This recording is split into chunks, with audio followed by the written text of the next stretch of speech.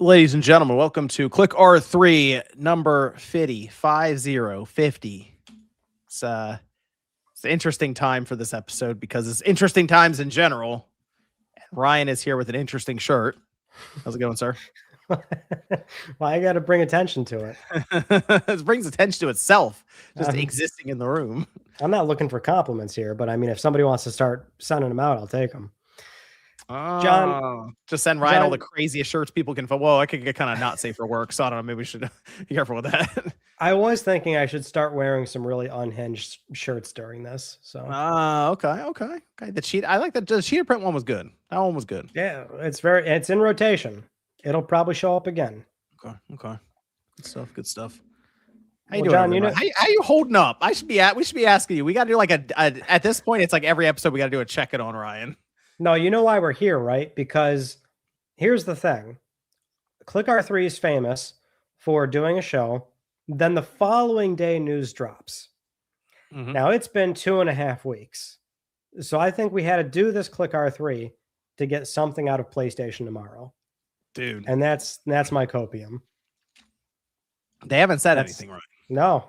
They're not saying anything. And it is ugly online for them right now. I put the title as things are not going well for Sony Online. They really are not. It is a war zone out there. The last episode, they had not said anything yet because the news was very fresh. Tuesday, July 7th is when they came back. It was a post about the Flex Strike fight stick. Immediately, every response to it was 60,000 responses. Just everything. Screw you guys. The pay station play has limits.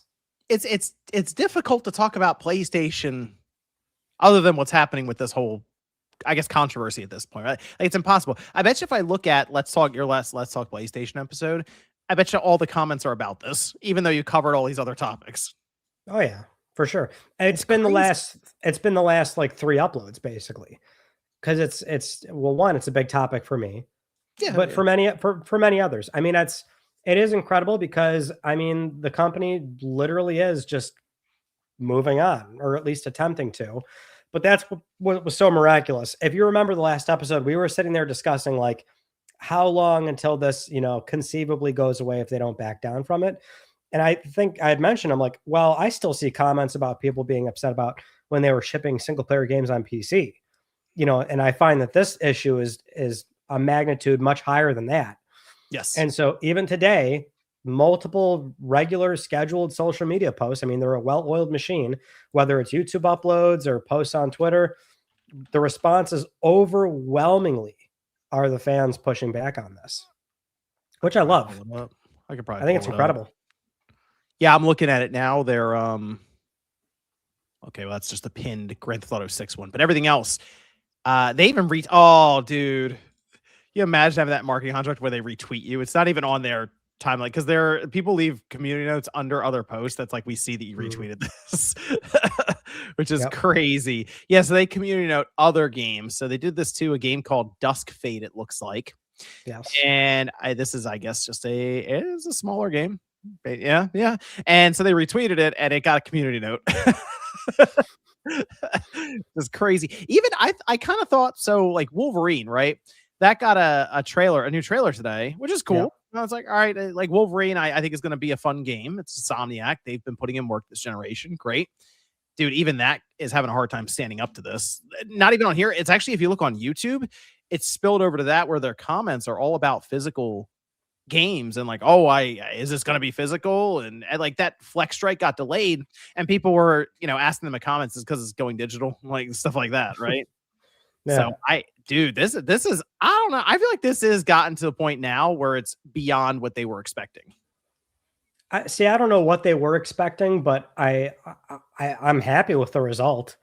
The fact that they weren't really prepared for this kind of pushback, and they seemingly initially decided we're not going to say anything. 2 weeks on, the problem's not going away. I think semantically you could say like, compare engagement level to week 1 versus week 2. And sure, numbers are lower, but it's like overwhelmingly every YouTube upload are those comments about physical media, which this gets into we're getting into it immediately. the crux of the issue is if you're a publishing partner with PlayStation, you got to be annoyed. Like you gave one example, right? How it's like other studio profiles tweeting their own, promoting their own games are getting community noted about this. It's like they didn't, intend on this being a thing by the time they were ready to ship their game on PlayStation 5. There was one developer on Blue Sky, and they were being a bit more open about it. They were like directly saying like, hey, our game's out on PS5 right now. And then they shared a capture of how their game's trailer, got uploaded to the PlayStation YouTube channel. It's a pretty common thing. If you release on PlayStation, you get like a social media post. You get to put your trailer on their YouTube channel. All the comments are about physical media. It's like, how do you promote your game? Yeah, the comments aren't about your game. They're about, Sony, basically about Sony. And that's not helping them because it's not free necessarily to get some of that promotion with Sony. Some of these deals, I'm sure for even smaller games, tens of thousands of dollars. Well, my understanding is that you do get some free promotion, very, very little. But if you want more, if you want to be above the minimum, then you're paying for it. You're signing some sort of deal. And with that comes, the sort of long-winded, you sign these things probably pretty far out, and you don't expect this to be a problem. You don't expect this to come up until it comes up. And I'd be pissed. If I spent 5 to 7 years making a game, if I signed a deal with PlayStation, I'd be annoyed. Because since then too, right? I mean, we can sort of, it's a big topic, right? it's already over. It's going. But like change.org, like there's 300,000 signatures there. Okay, there's that. People, committing to like boycotting PlayStation, canceling PlayStation Plus en masse. That stuff's all anecdotal. I mean, one thing we can address right away is one analyst opinion, which was Dr. Serkan Toto, mentioning that like, hey, if people do this, I sympathize. That's great. That's probably not going to be a blip on the radar for PlayStation. Making the comment of 500,000 people cancel PS Plus. That's nothing. There's 50 million subscribers. And so to me, it's like, well, Tom from Moore's Law is Dead made a great point, and I'm very much in agreement here. Boycotts and petitions, that's all well. That stuff's really hard to move the needle. Something like all this noise online, even though it's in the tens of thousands, maybe 100,000 in total across all platforms, but like that means something when every single post is just dogpiling on this brand. It's bad. It's real bad. Well, so people made the point about Xbox One and how Microsoft had to pivot off of that after, I think, 2 weeks is how long it took them. The difference with that is it was for a new system they had to try to sell you on the market. So I really do believe that Sony, they could technically just try to weather the storm going forward, but they might regret it because that PS6 is going to be, I think that's going to be a tough sell in general, which I have a bit of a theory on that PS6 that we can get to in a bit. I had made a video on it, and I feel like there is a big, like, people talk about the elephant in the room with Sony right now and their physical media stuff. I think there's a big missing piece that they can't talk about right now because the PS6 is part of the whole thing. I do think there's something we're missing with this, and it's like paramount to their next generation, but it has to do with Blu-ray specifically. Lay it on me, John. Okay, so I think Sony, as they're seeing the prices on RAM and other aspects, of course, go up. And we've talked about now currently the bill of materials being near $1,000, and it's supposed to go up more and more as we go along. A lot of that's tied to DRAM. So solid state storage, RAM being used, especially on the GPU side where they would use GDDR7. I did go back and look at because I wanted to make sure where Moore's Law is Dead, he was talking about the proposed specs. And he thought it could be upwards of it could be 30 to 40 gigabytes of GDDR7 in the PS6. And this was like almost a year ago where he was talking about it. And so memory prices were a lot different then. And he was kind of going over his estimates on what it could cost. And it was still like $700 for the thing because of that amount of RAM. Well, if they still want to do that, all right, we know that we believe that there's a handheld also in development. I've thought about the idea that the handheld, the hybrid system, right? Because it can also dock. I thought about the idea that that's the PS6. Like Yes. that's the PS6, and that they do have their 30 gigabyte of GDDR7 box, the PS6 Pro, and that thing's like 1200. But the Mhm. handheld hybrid that does connect to a TV, and I think can actually do better than what the PS5 does now because it'll have a better CPU. It will handle ray tracing. I mean, the Switch 2 actually handles ray tracing pretty well, shockingly. And that's not even like a newer chip anymore. And I think Sony, they would really hone in on the idea of fidelity portably, but when docked. So I almost wonder if the hybrid setup would be their PS6 that would come in again as a handheld. It could come in at like 7 to 750, but it Mhm. can't take a Blu-ray, and that's their baseline system. So Mhm. at that point, I don't know if they come up with their own cartridge or so, like not even like the game key card thing where it's not on the cartridge, but it is tradable, it's sellable. I don't know if they do that. They might use this as an out of, hey guys, it's just, I mean, look at it. You're not putting a Blu-ray in this thing. So it's just digital system.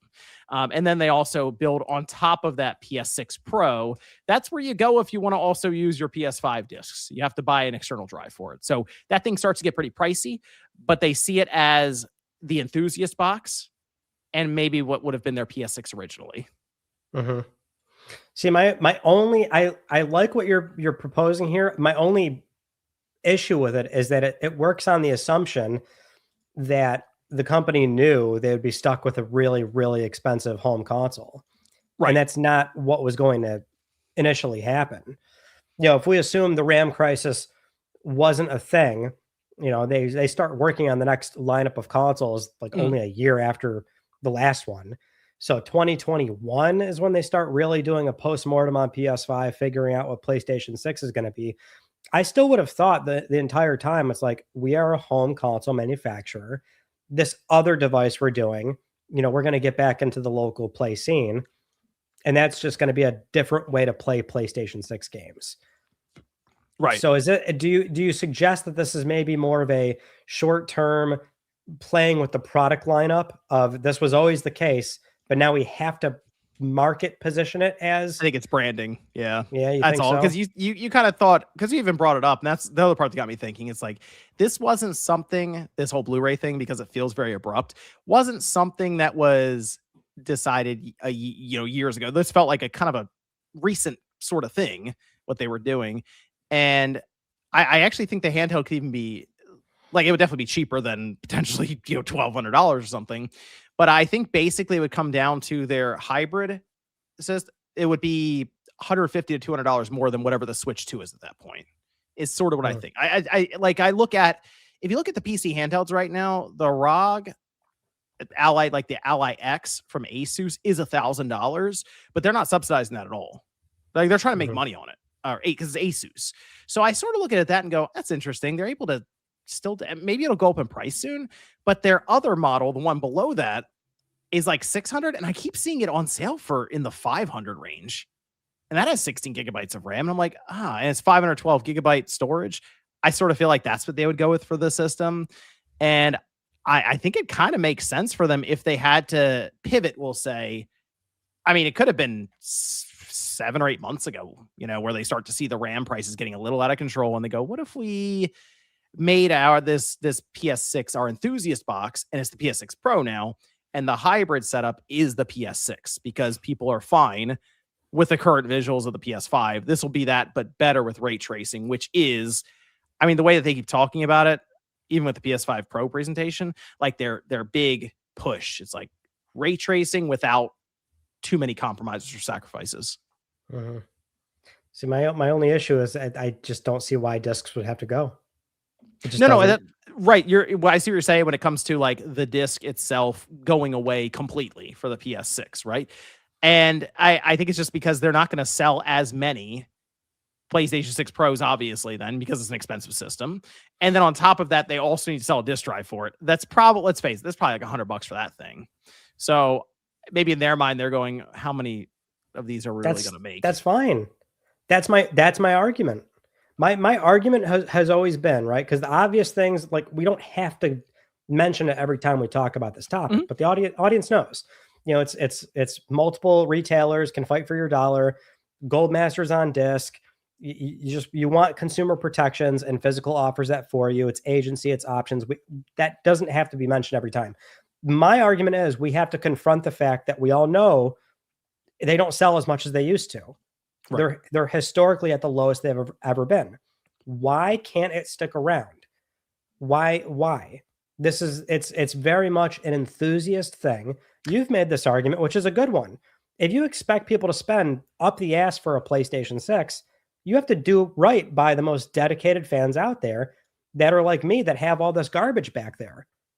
Like, just sell a disk drive. You've already got a pretty, I don't want to say good setup, but it's a pretty, handy setup of a detachable drive, clips in all nice. If you really want to be as compliant as possible and do like a little stupid USB drive, like, why can't you just keep printing discs? It's your facility.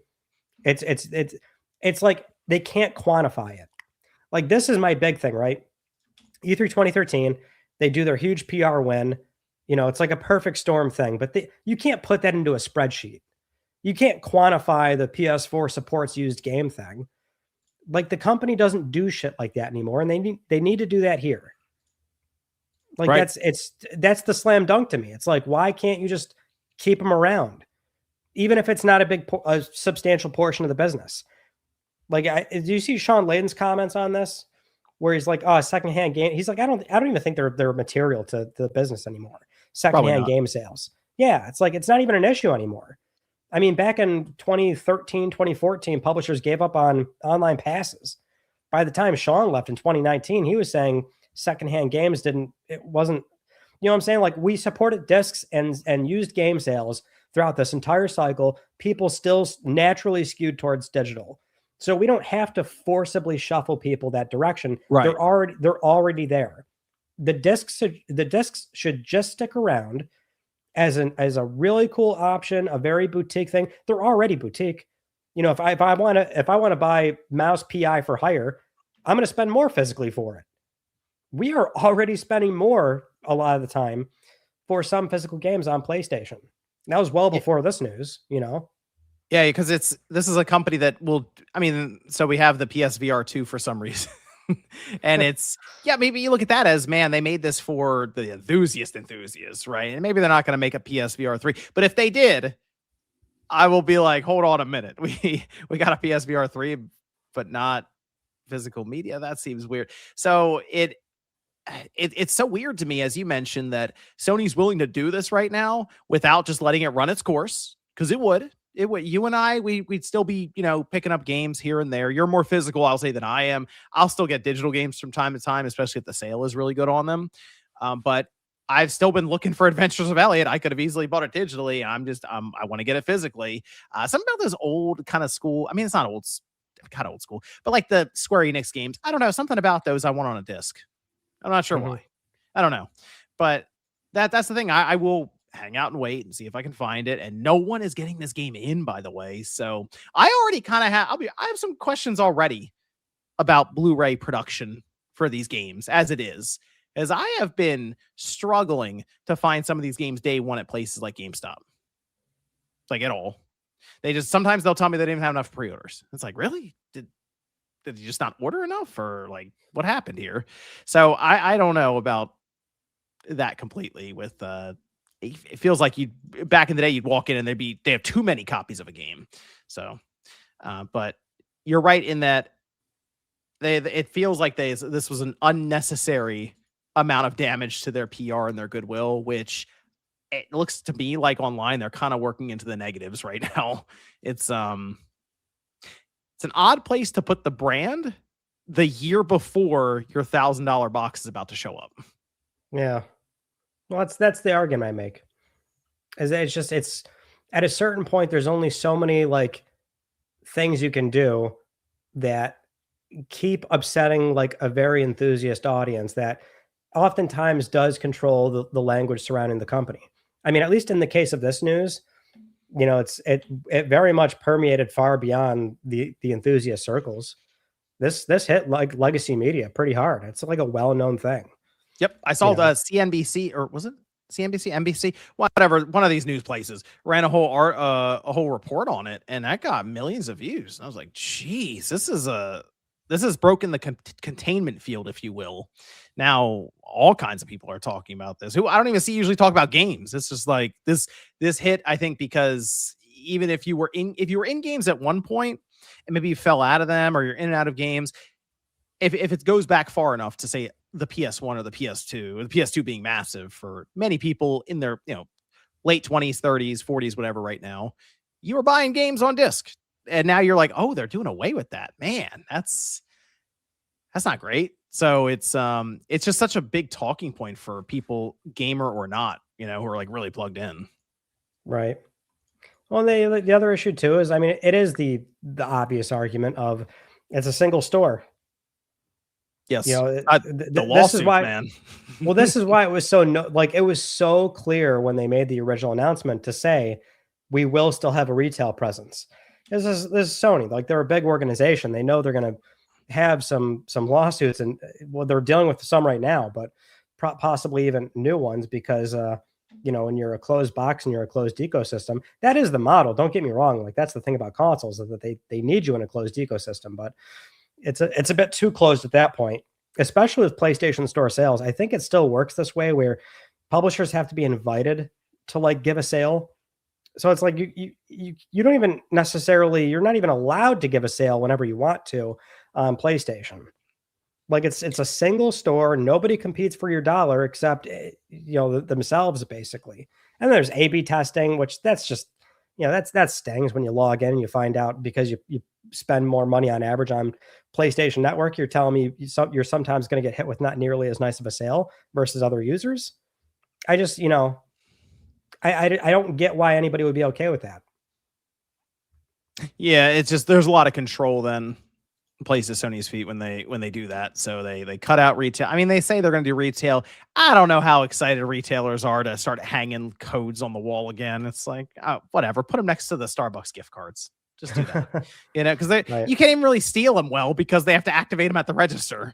So it's like, people will probably take a couple and then learn pretty quickly, oh, okay, there's no point in taking these. So maybe a couple first week thefts, but even then they're probably not going to stop you, because they're like, dude, you're literally taking just some cardboard and paper right now.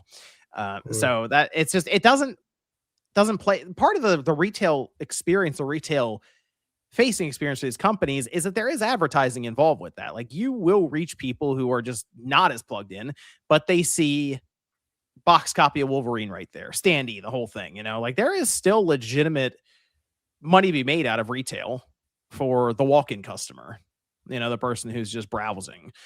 So it's a little, what's the word? I don't say I guess kind of overconfident that, well, we have a store and we can advertise on that because they already have our system, but it kind of feels like that's the way that Sony feels with this right now. We do, as you mentioned, the lawsuits, and there's a few things that have been coming out recently from trade associations and regulators. So, one, we had this data point from Nielsen data that showed 45% of all physical games sold in the UK last year were PS4 and PS5 games, and the total UK physical games market generated £300 million. Now, the thing is, Michael McGrath, the EU Commissioner for Democracy, Justice, the Rule of Law, and Consumer Protection, they did give a statement about Sony's decision. And to paraphrase, they explained that as long as PlayStation's legally compliant, like, they can't force them to, sell games certain ways. So and I think we got into that a little bit last episode. I don't know how you regulate this. You can put regulation on certain goods or electronics and say they need to be compliant with X, Y, and Z things, but I don't think you can just tell a company to offer a type of product that they weren't previously. I'm no legal expert, but at least we did have somebody step in that field and say, like, they can do this. Yeah, it's because then where does it technically end? Could we petition and get them to release PS3 games again? Could we do that? Well, wait, hold on. I think PS3 reprints are possible. That's why, like, PMP Games and VGP do them. No, I mean, like, new. They have to make new ones. Oh, yes. Okay. What about new PS2 games from them that they have to make and release on disc? That is cool. I like when people do that. When people do develop in homebrew on old Yeah. systems. That's cool. That it is fun when they go. I mean, it's more hobbyist at that point because they're not going to, I assume, sell it. Although I guess you could. I mean, what would technically stop them from doing that? Like, is Sony going to kick down their door and be like, you can't sell to this homebrew community of, I don't know, a couple thousand people, if that? Not many. Yeah, if that. I also wanted to mention the Insider Gaming exclusive interview with Gordon Thornton. He was an 18-year veteran at SIE. He left in 2022, but he was responsible for PlayStation's direct-to-consumer business. So he oversaw the entirety of the PlayStation Store, building it up into what it is today. So when he was asked about the lawsuits and digital game pricing, Thornton said, quote, regarding allegations of monopolization and price manipulation, PlayStation operates on a buy-sell model where the publisher acts as the supplier. Because the recommended retail price is set directly by the publisher, Sony does not control these pricing structures, which counters claims of unilateral price fixing, end quote. That quote's weird to me because it almost reads like he still works there. It does sound pretty corporate. It's very corporate for like somebody that doesn't work there anymore. But that's the thing, like that's not news to anybody. Yeah, publishers set their prices. Unless it's PlayStation, then they set the prices of their own games. Mm-hmm. But, you know, again, like I mentioned earlier, when it's a single storefront, you're beholden to them on when you get sales. Like that's a massive fundamental issue. Sony you're saying they can specifically set up certain sales across the board for different games if they want to do that. And can they deny other games then too? That's the thing. I'd love further like recent developer communication on this, but it certainly was like this previously. The way the PlayStation Store does sales, because there's almost always a sale running, but it's like those windows of sales, like you can't always just be a part of that. Like you have to be invited to it. Now there are like thousands of games that go on sale, like thousands of content items. I think that's the better way to phrase it because a lot of it's DLC. But like if I'm a developer and I make a game, like I can't just like immediately list it for sale. I can't immediately just like want to be in the next sale. Like you have to be invited to it. So I think that's still how it works. And you know, when it's the only store that, you know, if it's the only store on PlayStation, like I find that there's an issue with that. And that's why I've also advocated for physical. Or even digital codes. At that point, digital codes at retail, at the very minimum, does have that space of price matching. And then you can, if there's in-store, rewards programs, PlayStation doesn't have PS Stars anymore. There's so much more consumer leverage when you're not beholden to a single store. Then that's the thing. Even, was it in the Netherlands with that lawsuit that was going on? They mentioned it's like, hey, yeah, they're getting rid of physical discs. That's going to make our case stronger. So good. Yep. It's basically their mind. It's like, hey, this is going to be even easier. And if it's easier for them and they recognize it, man, I got to imagine class action lawsuits are just lining up right now. But that's the thing that's kind of annoying. So the real annoying part is the class action lawsuit is presented as a way for consumers to get one over and get money out of it. But like, it never works out like that. It doesn't. So not only is it like, oh, we're seeing this play out to where at this rate, losing physical media from PlayStation, but then we're just going to watch a lot of law firms get a bunch of money, and that's it, really. So I guess technically it's a way for PlayStation to kind of be punished monetarily, but this has been ongoing, and they usually just pay the fines and keep it moving. Well, the end consumer doesn't get hardly anything usually. I will say that there was I think it's that interview you're referencing here, but they had mentioned that it's just going to be PlayStation kind of catering to fewer people, more affluent people, and getting more money out of them specifically, like each and every one. I did an interview with Matt Piscatello over Circana, and I'm going to put it out this weekend, but he kind of echoed that to a degree. Yeah. Not that he was like that. We were talking about the interview, but he was basically like, yeah, it sounded like he was kind of alluding to the console market shrinking a bit going into next generation with where we're expecting pricing to be. But even like the PR that's happening right now with PlayStation, people being put off from it, and maybe going to make a PC or doing something there. Or that's the thing, right? Sony basically has that mindset of, well, where else are you going to go? It's almost like there's not this thought that some people will just kind of fall out of gaming, Just stop gaming entirely. but like not be as interested in it, or just be like, okay. I mean, because we look at it as being being very plugged in. It's kind of the profession or job or whatever you want to call it, But I mean, for a lot of people, it's kind of a hobby, and they do other things in life, and I mean, it sounds funny, but maybe they just want to hang out and watch TikTok or YouTube or something, or maybe they just want to play Fortnite. That is a thing that keeps getting brought up, or Roblox or whatever. And there's not as much interest in some of these other titles that show up, randomly. So it's something that Sony should. The idea was that these companies would constantly fight and claw their way for every consumer they can get, and it does kind of feel like Sony's fallen into that overconfident Sony phase with how they're sort of treating this. Yeah, well, it's a shame, but I think that is sort of where they are right now. Are you going to make a collection of these cards now? Cards? The code cards at retail. Like you have the games up on your wall, on your shelf. Are you going to have like a collection of them? I can't imagine I'm going to be buying those anytime soon. Well, I mean, like if it all goes through and that's just the future PS6, and it's like you either get digital or you at least get this from them, and you like, so you get like I don't know, a card that has some kind of artwork on it for the game, and then do you get like a whole? I'm thinking of like a whole pegboard in the back with like hooks, and you just hang each one. Yeah, that's good. Yeah, the standard pegboard or like wall slats. Yeah, sticking that, and then yeah. I'm thinking about turning my shelf into a GameStop corner. You can get one of those spinning gondolas. There you go. Oh, yeah, like the tabletop one. Yeah, I can stick some spin around for you. You can hang a bunch of them. I could put front-facing GBA carts on it. Spin around that way.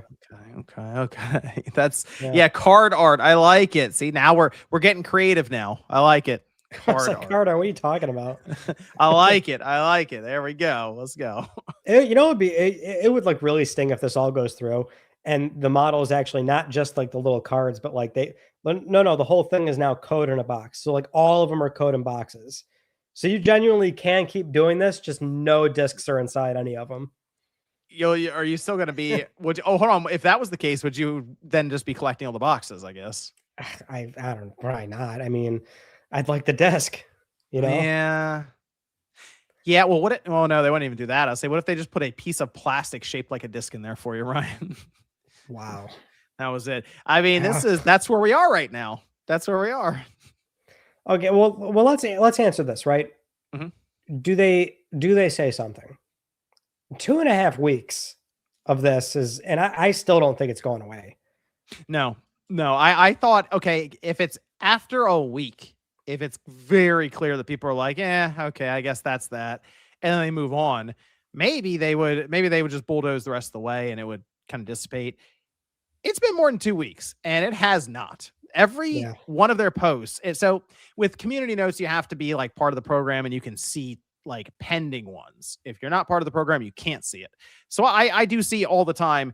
Every post, I'll tell you now, that Sony has out has a pending community note on it that is explaining what they're doing. It is not at all relevant to the post. And that's why I don't think it goes through most times, because it's like people have to vote on if it's relevant or not. And most of the time it's not relevant to whatever's being shown, but it's there. And Sony can also see it because every time, by the way, you do a community note, the account owner gets alerted that they got a community note put on their post. So if everyone out there is doing it, you know what? Sony sees it every single time. Okay, I'll tell you that now. The other thing I will say though, the community note getting a little abused right now. I have actually seen many community notes that I'm like, that's not right. I'll give you an example. Or that's not where it should be used. Right. I'll give you an example. And this is the issue. And I just want to put this out there for everyone. This it's kind of spiraled a bit to where it's becoming digital versus physical. And I actually think if that's what the conversation breaks down into, it only helps Sony. Okay, that's what I'm gonna tell you now. It just, because then you start seeing people getting divided over the situation, even if somebody who is all digital is like, hey, I support the idea. physical games existing because of choice. And then people are like, he's all digital, get him. It's like that. Because I saw like, so with the community note, Radic, for example, got community noted. And it, because he bought Black Ops 1 on the PS5 or whatever, and a game that's, by the way, only digital. Like they don't release it physically. But Radic has always been just a digital gamer. Like he buys his games digitally, and so when that popped up, people got after him, and it's like he just, he buys games digitally. He recognized what was happening with Sony, and he made some comments on it before. Not saying that he was going to like boycott him or anything, just like, hey. Physical owners getting after him, keep the pressure up kind of thing. But I see that a lot. The community is getting thrown around a lot right now. Well, that's where it sucks, right? Like, it shouldn't have to get to that. It's not a us versus them thing. It's not any of that. I mean, it should be advocacy for options, for consumer rights. And when I say consumer rights, that permeates to digital. Like that is very much a big part of the conversation too. Which is that, okay, well, it's like if discs go away, I want a better PlayStation store. I want better digital consumer rights. I want not a license. I want a DRM free game on my PlayStation. I want some kind of written commitment of how long this server is going to be online for me to pull this download. I want to be able to refund games after launching them for 2 seconds. Like it should be a broad sort of communal effort of, we just want a better PlayStation. That's why we're here. That's why we're talking about this. Yes. It's because we're fans. We all came in at certain points, but over a 30-year history, we've probably spent thousands of hours on their platforms. It should not be, F the digital guy. Oh, this guy's still buying discs. Screw it. Like, why are we doing that? Like, stop. Yeah. I think this is a good point you make though, Ryan. And I know people don't want to talk about this because they really want to keep physical games around. Trust me, I'm there. I'd like to see physical games continue on, but there needs to be a whole massive discussion around digital ownership, just outright. The way that they use the word themselves. When you go into the digital store on PlayStation and you look at a game and it's right there and you want to own it, they use the term like buy it. They're not saying rent it, license it. It is being presented as you actually buying to own the game. Like that's just how they show it to you. And so you go through the process, but as we know, but I don't think the mainstream isn't necessarily as plugged in for that. You don't actually buy the game. You're buying access to the game. And it is different and not one-to-one to a physical disc. It's just not. So great example that we saw play out, not only with Colin, but even recently on the Xbox side, because Xbox is also part of this.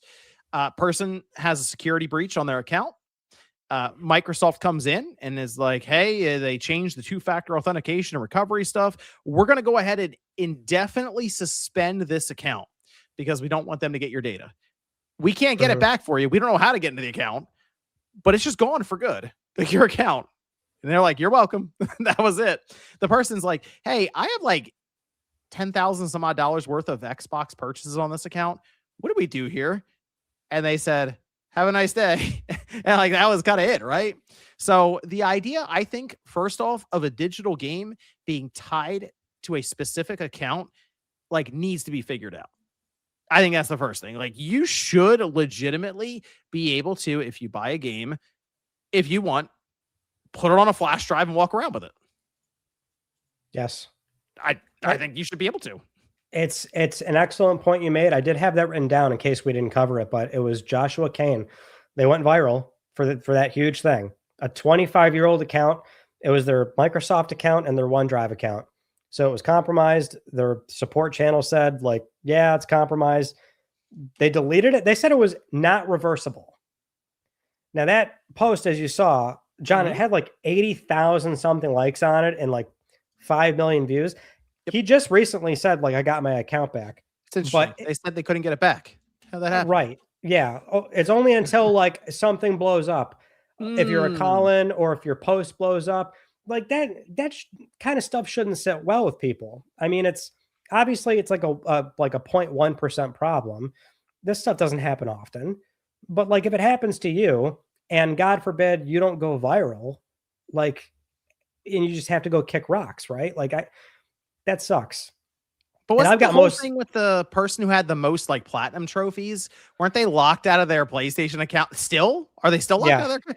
They were locked out of yeah. account forever. I'm like, how does that happen? Like, if you're at Sony and you go, this person has how many platinum trophies? Maybe he is a customer we should try to help out here. Maybe we should do that. It's like, it's interesting that Well, that but that, and it should, but it shouldn't even be that. It should be your average person that like, oh, I ran into an issue, Mhm. and like there's a good support channel that like has that, as there's protections there. Yeah, and usually there is, but like this, not every system's perfect, and it just like it sucks that that one example of that guy, you know, he in theory lost like 25 years of data and memories and games, you know, and that's how fast it can go away. That sucks. yes, that part is crazy to me. I actually think so. I think you should be able to do everything you can do with a physical game. You should be able to do with a digital game. I even think, get this, if GameFly wanted to, they should be able to buy X number of digital games, put it on some kind of medium, like a flash drive, if they want it. That's how they're going to do it, and rent those out. Hmm. I think they should be able to do all of that.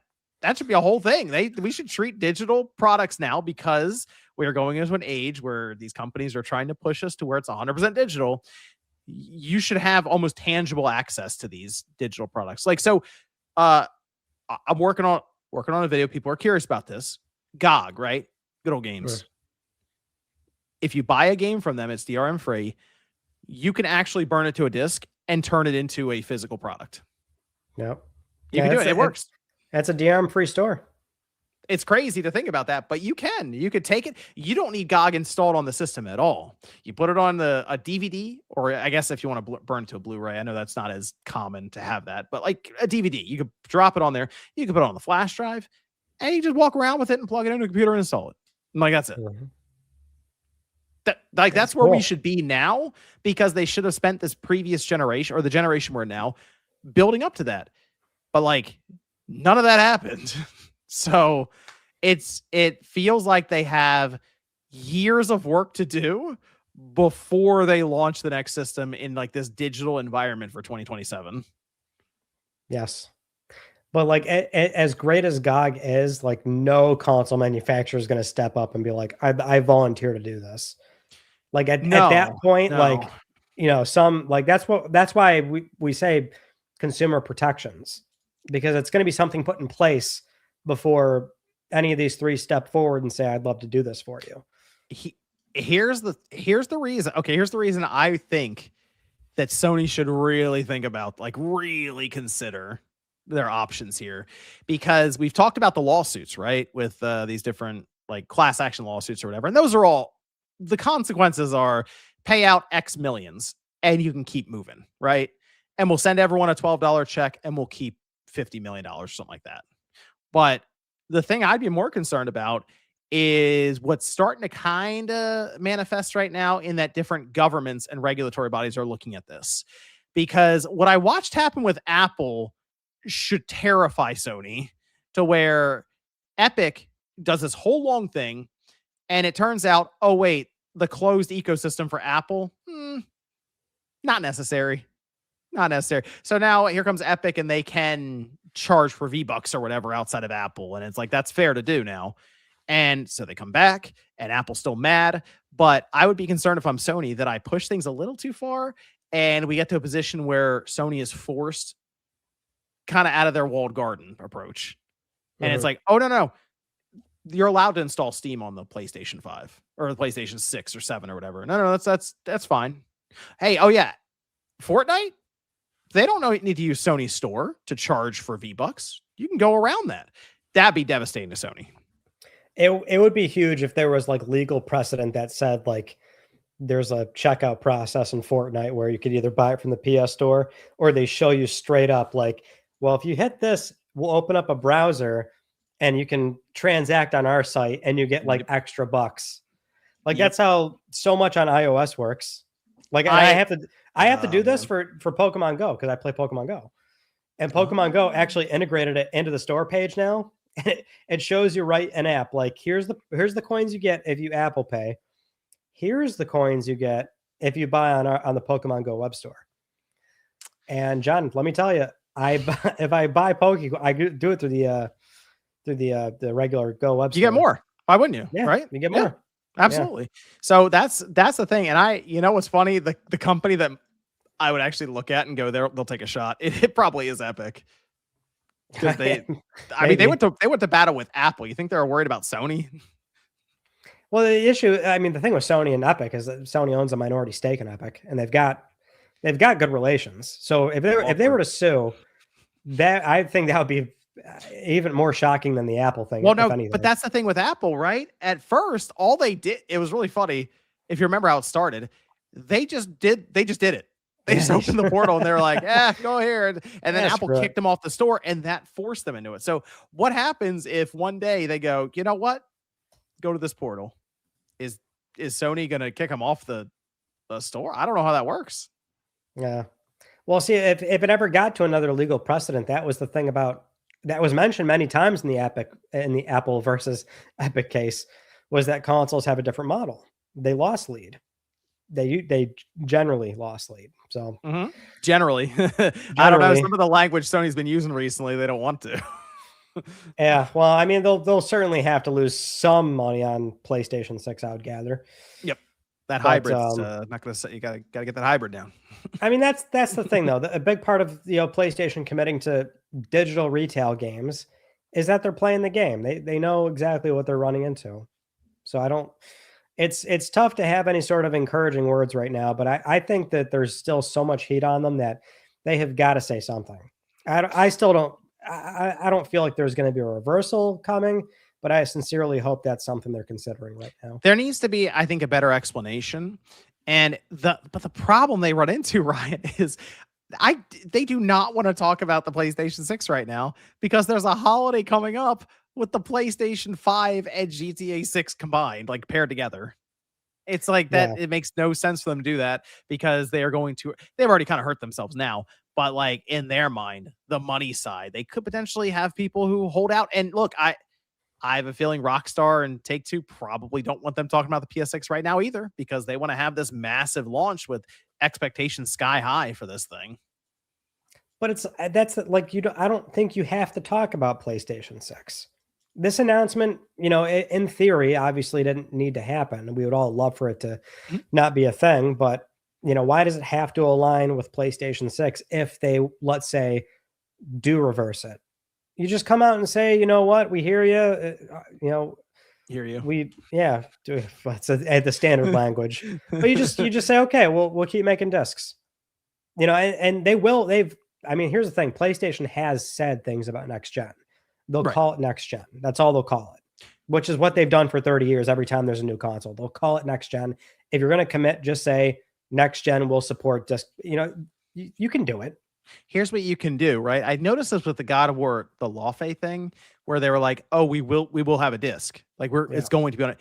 That was always the plan because it's coming out next year. You know what I mean? Like that's not crazy, but you see the reaction it got. People were like, "Oh, finally, this is good news." It's like, well, hold on, that's okay. But my thing is, if they came out and said, "You know what, guys, we are going to keep making PS5 games. You've convinced us, turned us around on this. We will keep making PS5 discs." Yeah, that's their way of. Yep. You got us. They're not going to make PS6 discs, but there will be PS5 discs. Hey, you know what, guys? You got us. Sorry about that. Water under. You know what? We're good. And maybe they do kick the can down the road. How many years? Depends on cross-gen, I guess, but maybe they revisit it in 2033 or something, but by then they will have already introduced a digital PS6. They'd have already talked it up with the handheld hybrid, and maybe people, as we've mentioned, the market would have kind of figured itself out to where they just slowly ramp down production. And then it really is hard to find a game unless you go to PlayStation Direct. Mm-hmm. That would be my strategy if I was in the room. That's the strategy. Yeah, you let the people feel like they got the win, even though it's like, well, we're not, there's no physical media for the PS6 guys, but PS5, you got us. We're gonna make more and more Blu-rays for it.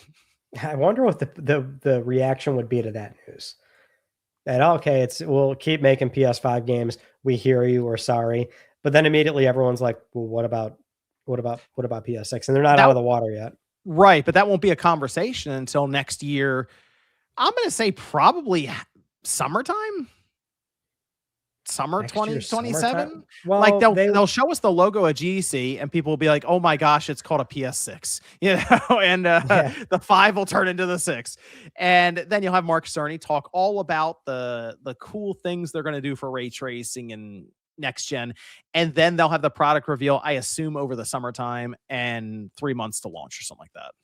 Yeah, but so January 2028 2027 they'll talk about it. Well, I think you'll have GDC and they have to make sure that the logo is at least up. It might be what you call it? CES. They'll do it. Yeah. Well, yeah, CES is January. Yes. Yep. So that actually would be kind of soon, if anything. The logo reveal. Yeah. Will happen. Well, I think it was PS4 February 2013, PS5 actually was. Wasn't that CES that Jim Ryan walked out on stage and was like, behold, and the 4 turned into a 5 or something like that? And I was like, well, yeah. But the first formal acknowledgement of PlayStation 5 was a Wired article. But I'm trying to remember what month that Wired article came out. Because I guess it would have actually been before January 2020 or 2019. God, I can't believe how far away ago this was now. I know, isn't that crazy? I'm all mixed up. But I remember the order of events, but now I'm like precisely placing where they were. I think they're just trying to thread a needle right now, either way, because obviously they noticed the backlash online that is absolutely nuts currently. So now they've got to figure out how to kind of put the fire out at this point without ruining their plans for next generation. And it is kind of a shame that handheld, I think it does exist as the next generation, part of the next generation platform. It's kind of a shame it isn't something that could be introduced sooner, as like just its own thing, like a PlayStation Portable, or not a PS6, not a PS5. Hey guys, the PlayStation Portal was awesome. You guys seem to really like it. We are going to go to the next step with it. You can't put a Blu-ray in this thing. It's all digital. Okay. So this is kind of like part of our plans. It's a shame they can't do that. And it's very clearly setting up for next generation. Well, do you remember the last episode you were saying that you were mentally already preparing yourself for this handheld, as we all probably should, of like, oh, it's digital. It's not going to play anything physical. But, in light of the like rumor surrounding Project Positron with Microsoft and them testing that internally, obviously I want discs to stick around, but a disc to digital program, which, the console knows that all discs are serialized to some degree. So put a disc in a console, you get a digital license, then the disc doesn't need to be inserted. You just can't insert it into a different console because then it would pull that license and then invalidate yours. But it'd be, like, that's such a amazing middle ground of like, you get to buy physical games, keep them on the shelf, enjoy the benefits of digital. And I can't help but think to myself, like, man, what a slam dunk that would have been for PlayStation if they did that. And then the local play handheld, then I know I'm huffing the copium, but that would have been amazing for me. Like, oh my God, like that'd be fantastic. A way to actually play my disc games and continue playing disc games with the local play handheld. Well, also think about it in the sense that if you did that, you had the disc to digital for the PlayStation and you started doing that with all of your games, Sony does the streaming thing for own games. You'd also add some additional functionality to the PlayStation Portal owners who maybe aren't around their PS5 for remote play or can't go home and change the disc out. Like that would actually add something to it as well, using the streaming service away from home. So that I'd like to think Sony has that worked out, but I can't guarantee that they thought of that soon enough, like Microsoft attempted to do with the Xbox One and then serialized all of the discs going forward. I hope Sony did, but I feel like we have to see how it works out on Microsoft's end first, and they still haven't introduced that yet, even their insiders program this week, like we were kind of hoping. And that was the rumor, right? It was the update this week, and it doesn't have it. I don't see it in there now. Yeah. Unfortunately, it was some other stuff, more so around the dashboard and some stuff with Xbox 360 games. I think showing up with like Game Hub and achievements and stuff, which is fine. It's cool, Mhm. but it wasn't the sizable update that was kind of being hyped up by them. Right. That would have been. It sounds really fascinating, though. I'd still like new discs to be around, but that seems like a very happy middle ground for like people that want to still engage with the hobby that way. Yeah, I just like to test it out.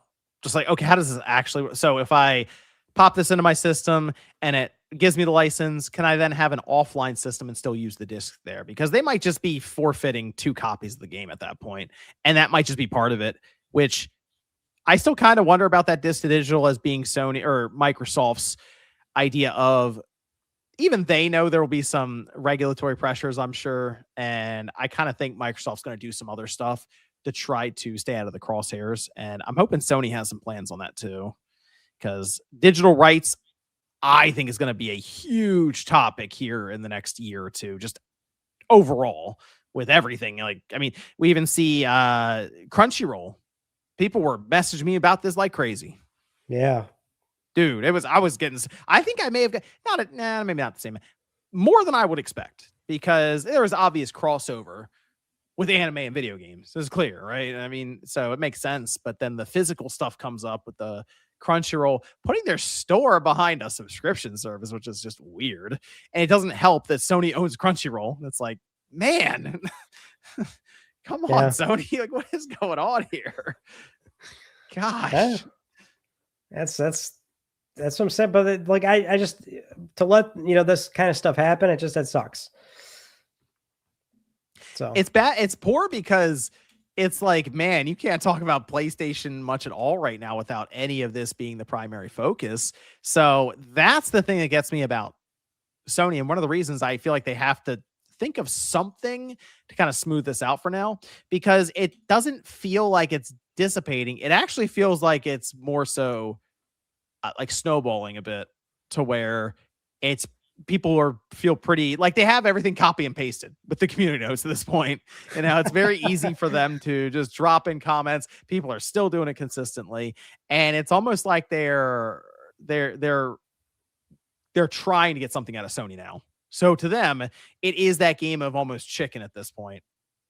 You know, where they are trying to hit Sony over the head until Sony finally says something. Sony is trying to ignore them, so maybe they get tired doing it.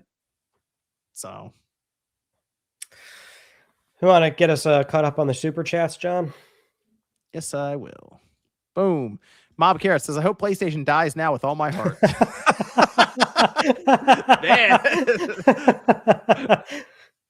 So tell us how you really feel. Victor says, Ryan, when are you starting Let's Talk Nintendo series? Because F Sony. Also, the next day to play, we'll have a lot of F Sony comments on the live stream. Jeez, man. Okay, but like Victor, that's what I'm saying, Victor. Like, if this doesn't go away, right? The next live stream, the next in-person event, they're going to TGS this year. I'm not sure. Oh gosh. I'm not sure if like Japan that'll be a problem, but like, no, dude, Japan. Think about how we talk about some of the Famitsu sales charts. yeah, Japan still really likes their physical games. no, I mean like, but like in person, like this sort of, if we're talking about Japanese show floor, like you're going to see some confrontation. I mean, Nishino is running the show there. I'd be like, hold on a minute, Nishino, what's going on here? You know, like if well, either way, in person events, and then their next fiscal report, any interview they do, right? It's just not. It's not going away.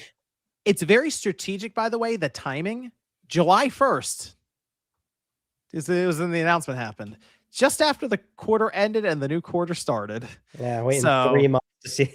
They want to give themselves plenty of time for this to go away. Yes, but if it does, here's the thing: if people keep the pressure up and keep making noise about this, and I don't know if this happened to you, Ryan. There are people who keep messaging me as like, you need to talk more about Sony as you go. keep talking about them. Like there's like a serious push for just the things happen a lot in gaming. The 24-hour news cycle is real, 48-hour news cycle, even, where it's like the next thing. People are legitimately like, hey, you got to keep talking about this. Like, so I think If people really stick with this and you get to that investors Q&A, this is coming up. This is absolutely coming up. So that's I guess something else you can think about there if you're like, okay, where is this going? Eventually they got to talk to the money people. So there you go. Bespoke says Melissa's shirt or a riot. I'll try and remember it next episode, but that's 2 weeks from now. Toasty says Okami 2 is not getting a physical release. Well, not on PlayStation. Man. Probably a game key card on the Switch too. I can't win. Oh God. Can't win. Yeah. Bring it to GOG so I can burn it to a Blu-ray or something. Man. Dude, I'm telling you. Can't win. Wait, no, Okami 2, maybe that comes out next year. No, you think so? It's just hopium at this point, Ryan. It's all hopium. Okay. Call says Sony won't even announce an optional PS6 disk drive for back compat. Either they are handling PR in the dumbest way possible, or they don't even have that plan, which if true will be a spectacle. No, if they don't have a disk drive, an optional disk drive plan for the PS6, I'm trying to think of the word for this. Like, that'd be catastrophic, I would say. But like I'd be flabbergasted. Maybe that's the word. Well, so like that was like with Claw, that's what we're talking. Like the company's not ready to talk about next gen, which is fine, but it would have softened the blow if they did say like, next gen will offer it, but they just don't want to say that. Yeah, but if they really go, hey, you got to buy the games again. It works digitally with backwards compatible, but if you have games up on your shelf and you happen to be one of our more enthusiast customers, too bad. Buy it again. Dude, that would be insane. Well, like, okay, but also I would argue I know I keep saying enthusiast a lot, but like, it doesn't even have to be that because, the PS5 cycle started in 2020. I mean, they sold a lot of discs even throughout the entire generation. That was still a somewhat healthy storage medium 6 years ago. It was on the way out, but like we're talking holistically. And then all of the PS4 cycle, good man, good Lord. If they don't, I don't know what we do. That'd be incredible. I would be shocked if that was the case. Mob Carrot says God of War Ragnarok, 15 million copies, 76% physical. Well, that's not total lifetime anymore. And I don't know if that percentage was the sell through. That might have been the sell in. Because I know everyone that kept sharing those percentages from the Insomniac breach, there was two halves of it. There's sell in and sell through. So some people keep using the other side, but it's semantic. I mean, at this point in time, those games have sales legs, so it might have started skewing a lot more digital. Especially as like sales happen on the PlayStation Store and stuff, because it does take place where you'll see God of War or whatever getting knocked down 40%. That does happen, right? That's obviously going to attack on there. Whereas like used copies are just being circulated, even though they're cheaper. You're technically buying a used copy that Sony already counts as a sale, so it's just going to circulate around. Yep. Chetlar says, people say boycotts fail, but this is deeper for me. As a 90% digital buyer for me, a digital purchase is an investment into a store. This news ejected from feeling invested so fast, it surprised even me. That's an interesting position to take on that. Andy Ackerman says, begrudgingly, I'm Team Jom today. Ryan can't win every week. Oh, geez. What even with Ryan's shirt? What I do? I mean, I got a Concrete Genie shirt on. Oh, Pixel Opus. Man. Sony shut them down. Yeah, they sure did. They sure did. Looks a little too creative. Get them out of here. I think the next game they were working on was a PSVR like firefighting rescue, like a helicopter rescue game or something. If I remember correctly, I think that's what they were doing. Why? It was either Pixel Opus or that one VR studio that they like established and then they never put out a game. I can't remember. I'd have to look it up. My gosh, they go Concrete Genie and yeah, it's a cool game though. If you haven't played it and you have it in your library, worth picking up and trying. It's good. It's good. Brank says I bought Balatro physically on PS5 used. F Sony. Suck my 8 equals D. Did you really say it like that, John? Not a play. That's how he typed it. Not a play. Although if he actually used the real picture, we probably wouldn't be on YouTube right now. YouTube would have been like, get this stream out of here. Not to play Link's Awakening on Switch 2 until Halo at the end of the month. Oh yeah, I am actually playing Halo right now. So I think they sent out the email or whatever like 2-ish weeks ago, I think, for the codes. So you've probably had for a little bit. They said I could tell people about it, and I just forgot to tell people about it. So I'm telling people now. I am playing it. I mean, people need to know I'll play Halo. They'll find out whatever the embargo lists that I'm playing Halo. Wait, can you say what platform you chose it on? Multiple. Okay. You took multiple. I really want to try out cross-platform. Okay. But I do have access to a PS5 version, if that's what you're asking. Yes. Very good. Very good. Version. Yep. Future Millionaire says, do you guys feel the introduction of pro consoles made diminishing returns more prevalent? I, for one, do. Yeah, I would agree. I thought for a while that PS5 Pro wouldn't happen because that was the very argument I made, is that if you do a PS5 Pro, you're taking away what a PlayStation 6 could be. And actually, I think with PS5 Pro, I mean, it's a great console. It's like PSSR has been, the 2.0 version of it is a really solid algorithm. And I think a lot of people are starting to see the value in it. And I say value as in like before it became $900. Oh, it was great. It appreciated well for me. Yeah. I don't think anyone else got it at launch. But I think a lot of people are starting to look at it now and go, yeah, like this is a great way to play games. Because it's there, you're making it harder to sell PlayStation 6. So I'm right there with you. Yeah, I think going from the base PS4 to the PS5, pretty big jump. Obviously you involve 4K. The PS4 Pro, while that was a cool system when it came out, it did diminish that jump. It did. You still had the SSD, which was pretty substantial, but man, that base PS4 in 2020, man, that thing was getting crusty and crunchy. So it was that was a good move. That was a good jump.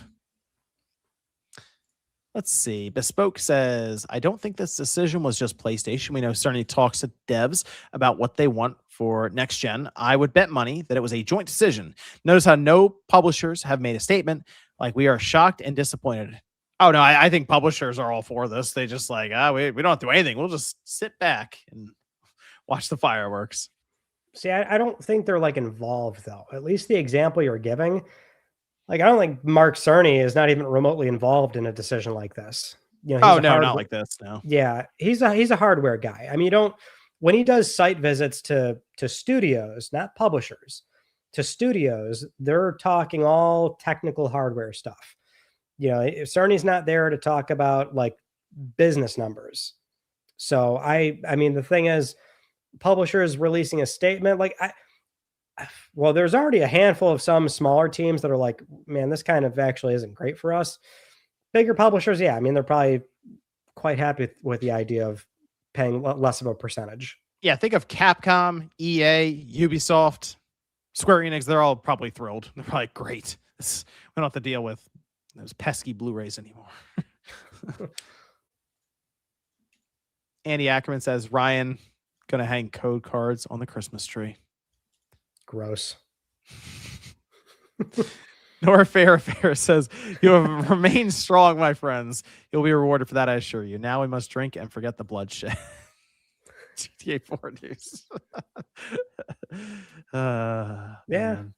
Yeah. Okay. Okay. All right. Darth says, oh, I thought you were getting, it sounded like you're getting a bottle. I was like, hold on, Ryan's actually serious. I was stirring my drink. I was like, hold on a minute. I hear bottles clanking over there. I was stirring my drink. Darth says, fellas, everything is expensive. Should I save my money for a PS6 or turkey hair transplant? On one hand, I get hair, but new God of War, and I'd be like Kratos. That's a good question. Hey, man, listen, both are solid options. I'm voting hair transplant. That's what I would do. PS6 or turkey hair transplant. That's probably going to be similar pricing. So at this rate, check in with SK Hynix. Timmy says, "Where's Mark Cerny? He's been MIA. He had when was that? How long ago was that? Is that like The last many that months ago talk with that? with him and Jack Hune, Yeah. a few months ago or something like Okay. that. 3, 4, 5 months ago. I mean, the thing about Cerny is he stays quiet for a while. Yeah, So he literally will they'll just pop up with another video of him and AMD just sitting down out of nowhere, just randomly. He's like the guy, he kind of comes off as the guy that you don't see anyone in the room, you turn around, then you turn back, and he's just there. So I feel like they will just pop up with another video, and all they're going to do is just kind of explain some of the technologies that they've been investing in and running research on for their collaboration with Project Amethyst. And it will be very much in the weeds, and they probably won't be able to show it off well because they don't have a game ready yet. Although it would be kind of cool if maybe they got to where they could re-reveal a game with Project Amethyst video. I think it'd be cool if they did that with something like Intergalactic, where they were like, "Hey, look at all this cool stuff we're doing. Here's a scene from Intergalactic that we've been working with to show you the details of ray tracing or some of the loading stuff that we're doing, or upscaling. You know, they zoom in and whatever else." So I think that would be kind of cool, just to showcase a game coming up and something that's more technology driven. Mm-hmm. Toasty says Ryan is the Martin Luther King Jr. of physical games. I don't know that I want that title. Matt says, didn't Sony want to get a bigger foothold in their own country? Japanese love their physical. Do they just want Nintendo to kill them there? Well, I mean, yeah, well, it's Nintendo basically rules Japan. We've known that for a while, but that's one of the other reasons that I'm curious if they would be more interested or more bullish on the idea of a hybrid system as the PS6 base unit, because it would actually play in well to Japan then too. Well, that's definitely the upside, is having that local handheld. I just think they're always in a hard place with, like, you know, their storage medium it's been discs for nothing but home consoles. Like, they're never going to do another, you know, little game card thing again. So no, it leaves them in kind of an awkward spot to offer physical properly for a handheld. Yeah, but that's what I mean. Yeah, they'll probably just be digital. But if you look at, I forgot that the Vita, like half of the Vita sales almost were in Japan. Yeah, I always forget that, and then occasionally gets brought up, and it's like, man, that they had a shot at that market with the Vita, and they just, I mean, we saw it. They moved away from it, obviously, because the PS4 was going crazy, and they had to choose, you know, which one to really spend their time developing for. But now with this, now where we are with these handhelds, you don't really have to. You could develop the same game for both. Right. That's the beauty of it. That's the upside. Yep. I think there's clear potential for them to go that route. I'm just curious if they decide to do it, because Sony, they obviously like to have that home theater presence, you know, under the TV, but they could still have it, but then also offer a slightly better than PS5 like experience, is what I'll say, with a docked system like that. I mean, the Switch 2, it's getting games that I think people are a little surprised are holding up at even 60 frames, like Resident Evil, you know, Requiem or Pragmata and stuff. So I would expect Sony's handheld to be more capable than the Switch 2. Obviously, it's just newer technology, but also that's just kind of the focus Sony likes to have, you know, is just more powerful hardware than at times like the Vita versus like the 3DS. So sure. Also, come on, that a handheld like that would be pretty cool. I'd be sick. Yeah, I'd be into that. That'd be fun. Think they try to make it look kind of like the Vita? I think the form factor would probably be somewhat like a mix of the Portal and the Vita. I think it'd be pretty big, you know, but it might, you know, be a little bit more sleek looking like a Vita. Here's a better question. Okay. If it is a hybrid system that docks, do the sides come off? Yeah, because if you do that, you're walking into nothing but just straight allegations. But like Lenovo already did that with their Legion handheld. Like they did that. It doesn't matter. You know, if a PlayStation does exactly what Nintendo did, basically, come on. PS Move all over again. Come on. Oh man, I don't know. That'd be interesting if they did that. If they show the trailer and it pops off the side, everyone's gonna lose their mind. I wouldn't want it to. I want to be fixed on. All one piece. Yeah. Because if you dock it, they're just like, hey, you have to get a controller. Get a controller. Yeah. Claw says they won't even say current PS5 disk drives will continue to be manufactured, which is wild to me. Yeah, I mean, I wonder how many are out in the wild at this time. Well, I think like the only sort of stats we got on this was Matt Piscatella, which he covers US primarily, but he said like there was an attach ratio of like 5% or maybe less, 5% to either lifetime consoles, lifetime slim consoles, or lifetime digital consoles. This is all useless because I don't even fucking remember, but there was some sort of metric out there. It was low. Alvin says, want to play games on disc post 2027. Well, Hiroki Matrick has a console for you. I like the nickname, Hiroki Matrick.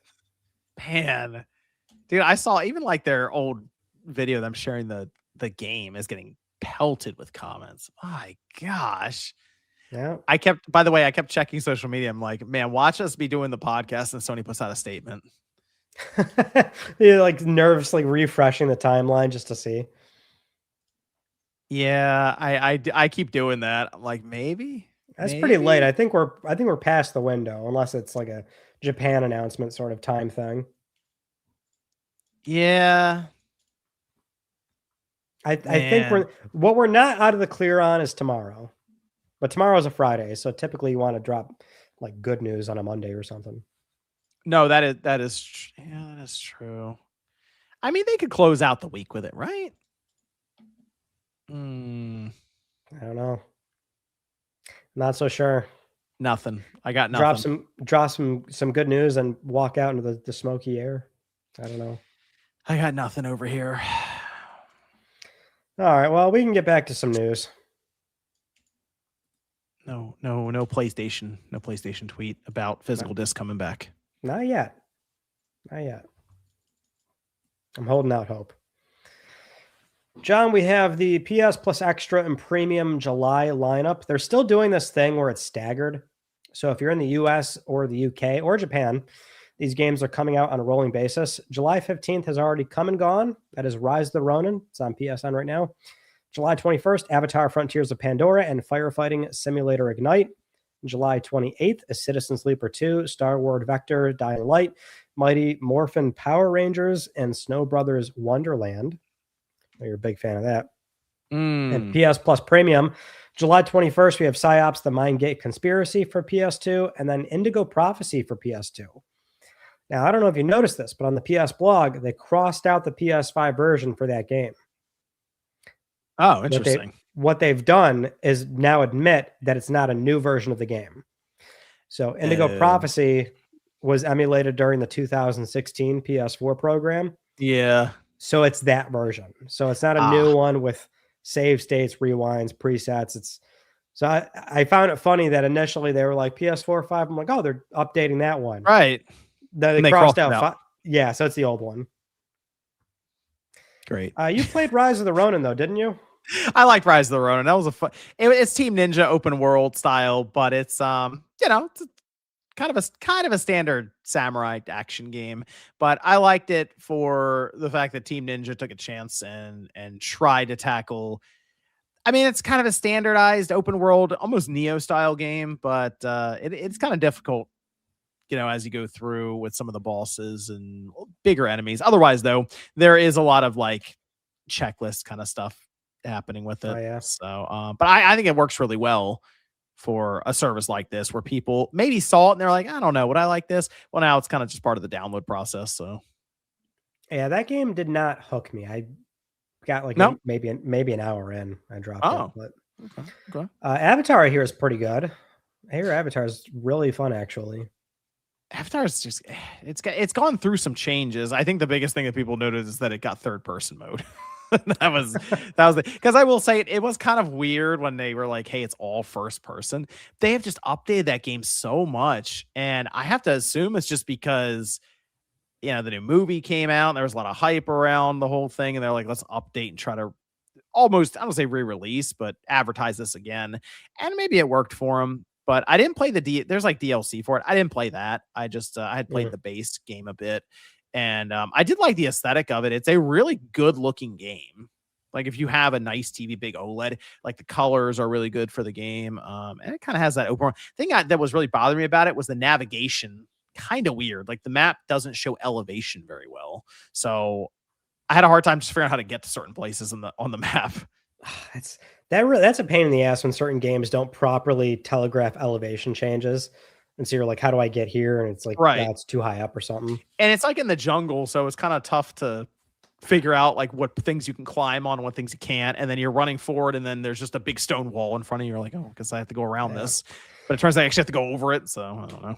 You remember like the old PS2 GTAs where like you could put a map marker on it, but it wouldn't tell you like how to get there. So no, you just like you'd follow the dot on the map, and then you realize like, oh shit, that's a huge body of water, and I'm gonna die if I jump into that.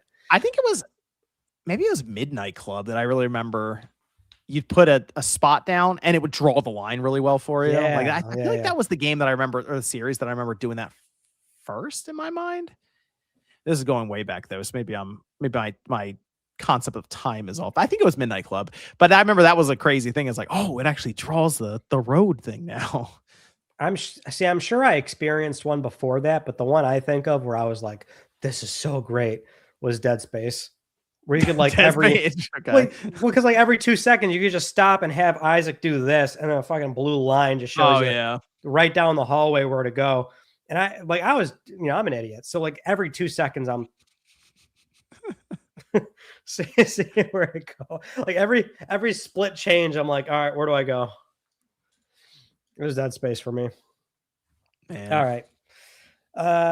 One of the recent PS5 firmware updates kind of broke tracking on the console, time tracking. So I'm not sure if you noticed this, but on Game Hubs where it shows like how long you've played a game, disc-based games have the timer missing. So for some reason on the server side, like it just doesn't work, which I think kind of ties into a recent issue of like the API getting like abused.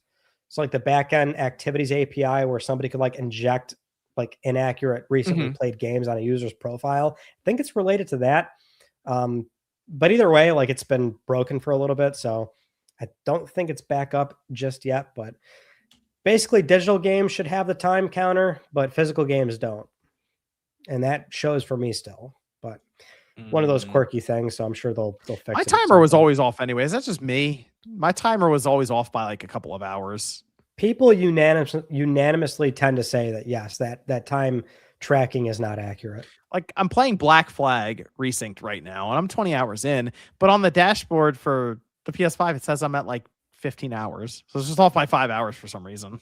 Yeah. I think I remember doing a video on it, and I don't remember my own findings, but I think my findings were that like in-game, like depending on the in-game timer for certain games, like if it keeps counting no matter what, like even when you're suspended, I think PlayStation only counts it when you're like in-game hitting buttons or something.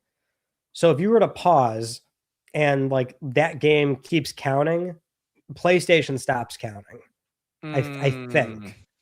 I think that's where it like it kind of diverges a little bit, but I literally don't remember my own findings, so I'd have to rewatch my own thing. All right. This was something that came up last week. In the midst of all the crazy physical games, digital ownership discussion going on, people spotted this clause in the PlayStation terms of service in the EU terms of service, which is worth pointing out here. But it does say that if you've not used your account for at least 36 months, they could close your account. They'll try to contact you via email and give you 6 months to log in so that you can keep the account. But people are pointing out that, hey, this is a pretty crazy stuff. So this is more of a PSA for those that might have seen it, but I guess it's a provision in European law. So it's part of the Europeans' forgotten provision, right to be forgotten provision. So companies just can't hold your data indefinitely. So I believe all companies in the EU have to have some sort of like process to delete your account if you're not using it. So I think it's just one of those things where people are looking for stuff to call out, and it was spotted on the PlayStation EU terms of service, and really it's something that's actually pretty widely known. It's not in the US terms of service. Right. Yeah, so that's just what is it like for data saving or I guess just in, like data protection. Right. I don't know. It still seems kind of weird that it's, I guess after 3 years, if you haven't been touching your account, but some people just check out of gaming for a few years. Like it happens. That's again, the whole thing around, digital ownership in games tied to that account. I remember for a while, Photobucket would keep emailing me, and they're like, "Could you log in? Could you log in? We're going to delete your photos. Could you log in?" And like, I submitted to the idea of like, "Yeah, go ahead." But they warned me like 20 times, and I was getting pissed off. Okay. Like, delete them. Go do it. So you're going to do it. Okay, there's that. Yeah, let's get into some game news here. Actually, you mentioned we mentioned the Flex Strike earlier. Yeah, it's delayed. They confirmed that earlier. Was it today or yesterday? It was yesterday. Yeah, yesterday. Yeah, it's delayed indefinitely. So that's supposed to launch next to Marvel TOCON, but it's delayed. Yeah, that was weird. I guess, I don't know, maybe a parts problem, quality assurance. I don't know. I guess. I mean, it seemed like they were ready to roll. I mean, the game's coming out soon, so you would think they'd start making them by now. But actual game news. Okay, big one here, John. Big one. Infamous 2's user-generated content is shutting down. So there's a new notice from Sony. The UGC features for Infamous 2 will shut down August 31st. After that, you can no longer access, browse, upload, download, or play any missions from those servers. Now, this is important because you'll lock yourself out of a platinum. Infamous 2 and Festival of Blood, but more so Infamous 2. Base game does have some trophies. You have to play those community levels. And this has been these have been up for the entire time, by the way.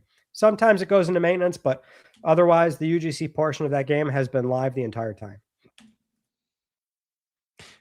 I see you've got you're thrilled by this news. What are there any other ones that we know about with that, the whole situation of the delisting for Infamous 2? Well, like just you say it locks us out of a platinum. It would lock you out of the platinum, and it would lock you out of 100% for Festival of Blood. Right. Okay.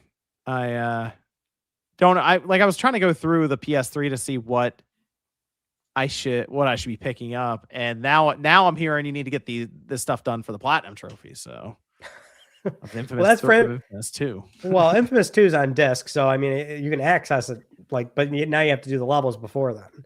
Yeah, Festival of Blood is on PlayStation Network, so you got to buy that. I don't have a platinum for that. I don't have a platinum for it. Well, Festival of Blood doesn't have a platinum, but man, it's more of a PSA. It was up for a long time, but it sucks. I mean, that was one of the between that and Ascension. It's like the last two things that PlayStation officially has kept online, so that one's shutting down. Got some Marvel TOCON news going on. First up, the game is, like many other PS Studio games on PC, blocked in like 100 countries because it requires PSN. You know what? I just realized I saw this get brought up, and now I'm going back to the the whole PlayStation Digital stuff. If PSN's blocked in how many 100 something countries? It's just like it's not established in like 170 something countries, I think. How do they buy games for the PS6? Oh, you mean like if they're on PlayStation? Yeah, like on the console. Oh, you just make those countries. Everyone makes different accounts. I think the PlayStation Network doesn't work there. They say. Well, I'm saying like if you're on console, what people tend to do is just make like an EU profile or Japan. Like they'll just use like the closest country to them, and because that's like. It's in the terms of service. You're like not allowed to, but everyone does it. But I mean, on Steam, where it's like it tracks your IP and everything. And if you use a VPN, like it bars you. So you're pretty got to be a fugitive to play PlayStation in these countries. Then apparently, on PC break terms of service. It was 132 countries. that they blocked on Steam, but I think they lifted a few more. Mm. So now I think it's like just over 100 that are blocked, but that game does require PSN, which PSN's not formally established in most of those countries. So That's interesting. That's so weird. That's still like a big thing for them. Well, they lifted it on, I think, all the single player games and I say all the multiplayer games. There's not many, but Tsushima Legends still needs it, and then Until Dawn still needs it. I have no idea why Until Dawn still needs it. Or rather, the country restriction is only on those 2 games. So there's that. And then there's an open beta for Marvel Tokon happening soon as well, July 24th to the 26th. Available on PS5, Steam, and the Epic Game Store. No registration needed, no PS Plus required. 15 of the 20 playable characters will be available. Oh, that's kind of cool. I mean, I'm curious how the game looks in person. The controls, that I'm not the biggest. Actually, be a pretty fun, like casual kind of experience. I think what looks fun is probably the episode mode. Like if you don't want to touch like the PvP elements, they've got the comic book writer Kieran Gillen working on it. So, and there's like 5 different artists that did all like the story sequences and everything. So that looks pretty cool. I think it'll be fun. Next up, we have so this is fun news. Ratchet and Clank Ranger Mobile launching very soon. That's for users on iOS and Android. You can pre-register now on their official site, which, as a reminder, it's a free-to-play multiplayer hero shooter game. PvP arena battles enhanced by dynamic PvE elements developed by OBB in collaboration with Insomniac Games. So you're worried there wouldn't be another Ratchet and Clank game this generation? There is. And look at that. On mobile. You said mobile, hero shooter, and always online all in one sentence. Hey, everyone's favorite mishmash of words. That's gonna go really well. I haven't played it, but I guess it's. I don't know. It's. They've been testing it in, I think, Canada and a few other places, but I've seen some people say like it actually is funny, or fun rather, not funny, but it's funny. Yeah. They're putting it on the mobile phone, but not on the PlayStation. I agree. If it actually finds an audience, I'm sure they would ship it on PS5, but I think finding an audience in the first place is going to be pretty tough to do. It actually would be, I guess funny if the one, like they make a live service game that actually does really well and it's a mobile game first and then they move it over to PlayStation. That'd be their luck, I mean, that'd be like Steel Frontiers probably would be the first real one to pull that off. Yeah. More Horizon. You did mention it earlier, but yes, we did get a new trailer for Marvel's Wolverine. It is the cinematic trailer, which I think people have noticed that PlayStation tends to do this with some of their higher profile PS Studio games. So it's not gameplay, but sometimes they're just fun to look at. It's kind of a hyped up trailer showcasing, Logan and mutants, and it's our first look at Lady Deathstrike. Mm-hmm. So that was pretty neat to see as well. But like you said, the trailer on YouTube right now is all the comments are about physical games. There'll be a physical copy of it at least. There will be. Speaking of which, why don't we talk about that? You also mentioned earlier that God of War Laufey will be on disc. Over on Twitter, Santa Monica confirmed the game will have a disc, which that post alone has like 50,000 likes, a few million views. I think 3 weeks ago that would have been like okay. Like 3 weeks ago that would have been like a cool. I mean, I would hope so. Right. That would have been the headliner. It's like, what are they doing? What are they planning? What is what's going for you? Like let's talk PlayStation. Ominous tweet. So like in a vacuum, that means the game's coming out 2027. Yeah. But next year.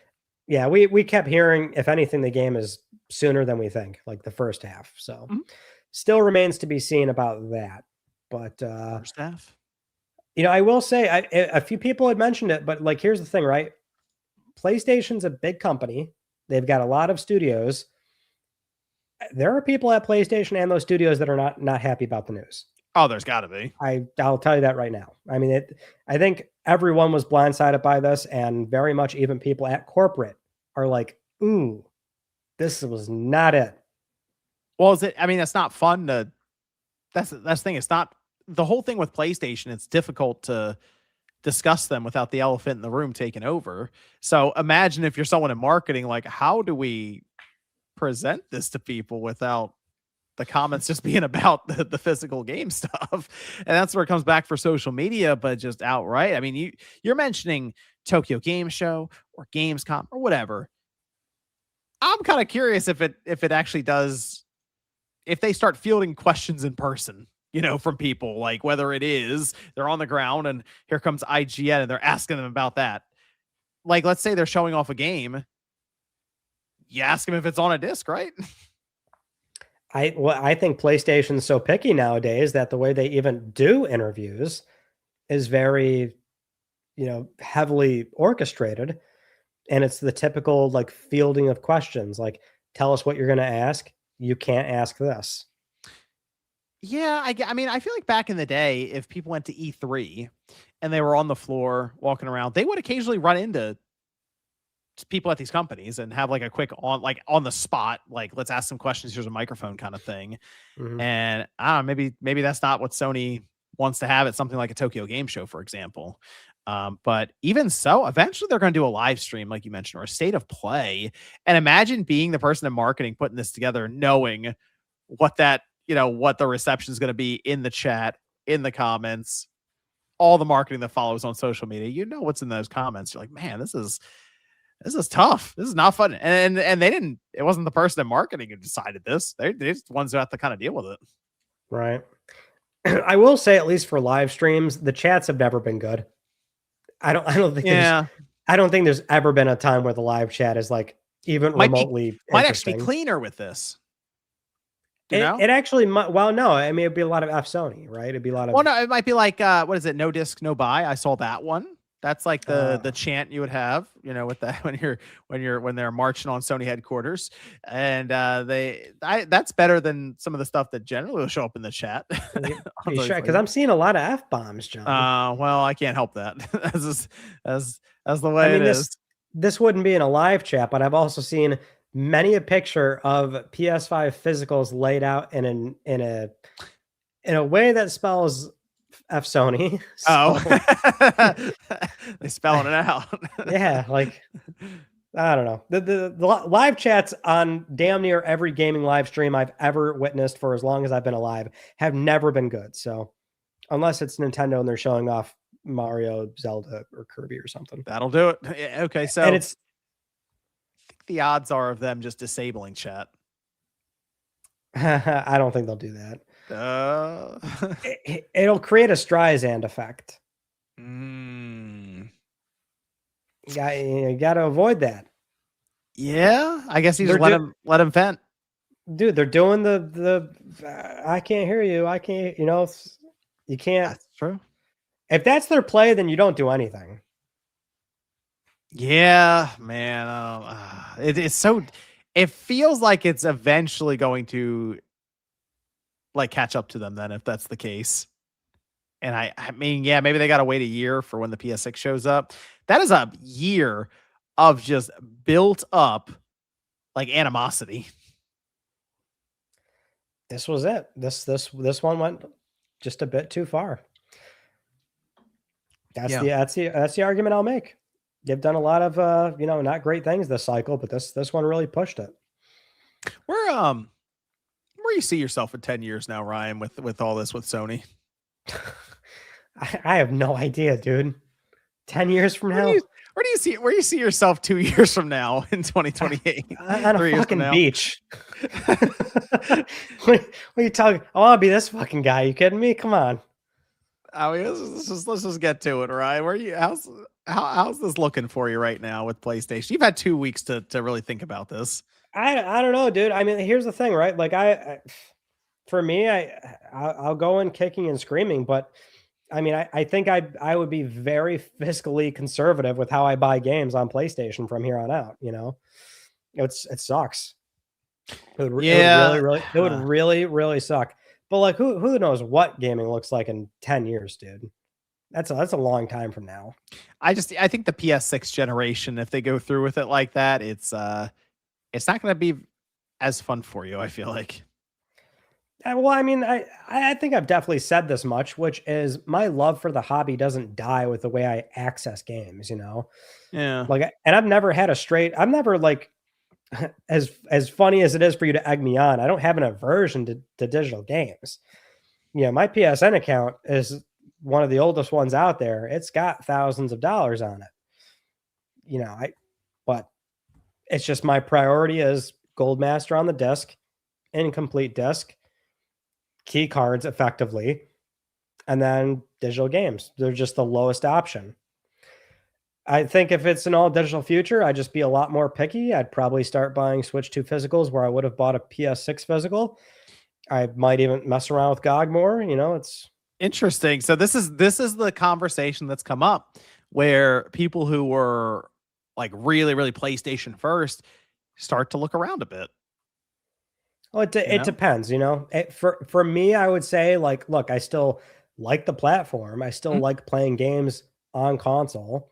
I like this, at least for my own personal buying habits. I don't know about you, but like, I don't even buy physicals that much anymore. For me, it's like, I'm not going to pay full price for a game, no matter how it comes, unless I'm playing it right then and there. So like Fair. Saros was a recent one. At that point, I'm not buying a game unless it's like a super like limited print thing and you have to like order it right then and there. Or if it goes on sale, if it's heavily discounted, my threshold for a physical is a bit higher than digital. I don't think that would really change too much, you Mm. know. Like I'll still buy digital game. I've never had an aversion to it. The full price one, the $80 digital. Like that, yeah, that I've never done. And I would probably seldom do that unless it's a game I really want to play, like a GTA 6. It's gonna happen this November though. Yeah, man, it sucks. There's It's no gonna getting happen. around it. It's gonna happen. Well, hey, so does that mean in like 2 years I'm gonna jump on YouTube and the homepage is gonna be there and you're just gonna be sitting on one side of the thumbnail and on the other side it's Pokemon and it's Let's Talk Nintendo like on Thursday? No, you can't pivot. That's not how it works, But you've always been like a Pokemon guy. You could do it. You Well, could yeah, but make that. John, I've told you I don't want to monetize my love for Let's Pokemon. talk Pokemon. No, I gotta that has to be just like a thing for me. Nobody else. Not not monetizing Pokemon. Oh, thank you. let's talk. Let's talk Pokemon. Let's talk Pokemon Uh, Go. hey, some people did build careers and channels out of Pokemon Go.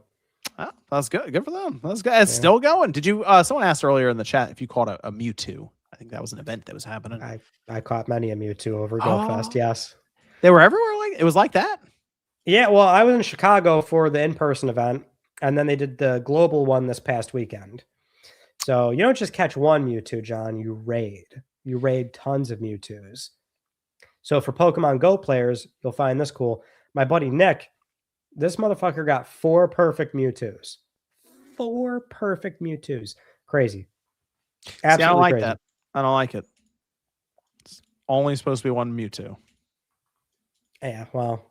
In your game, there's supposed to be one Mewtwo. You saw that Mewtwo left the Pokemon Center in Japan, okay? He Because there's did. only one. He went to they went to New York.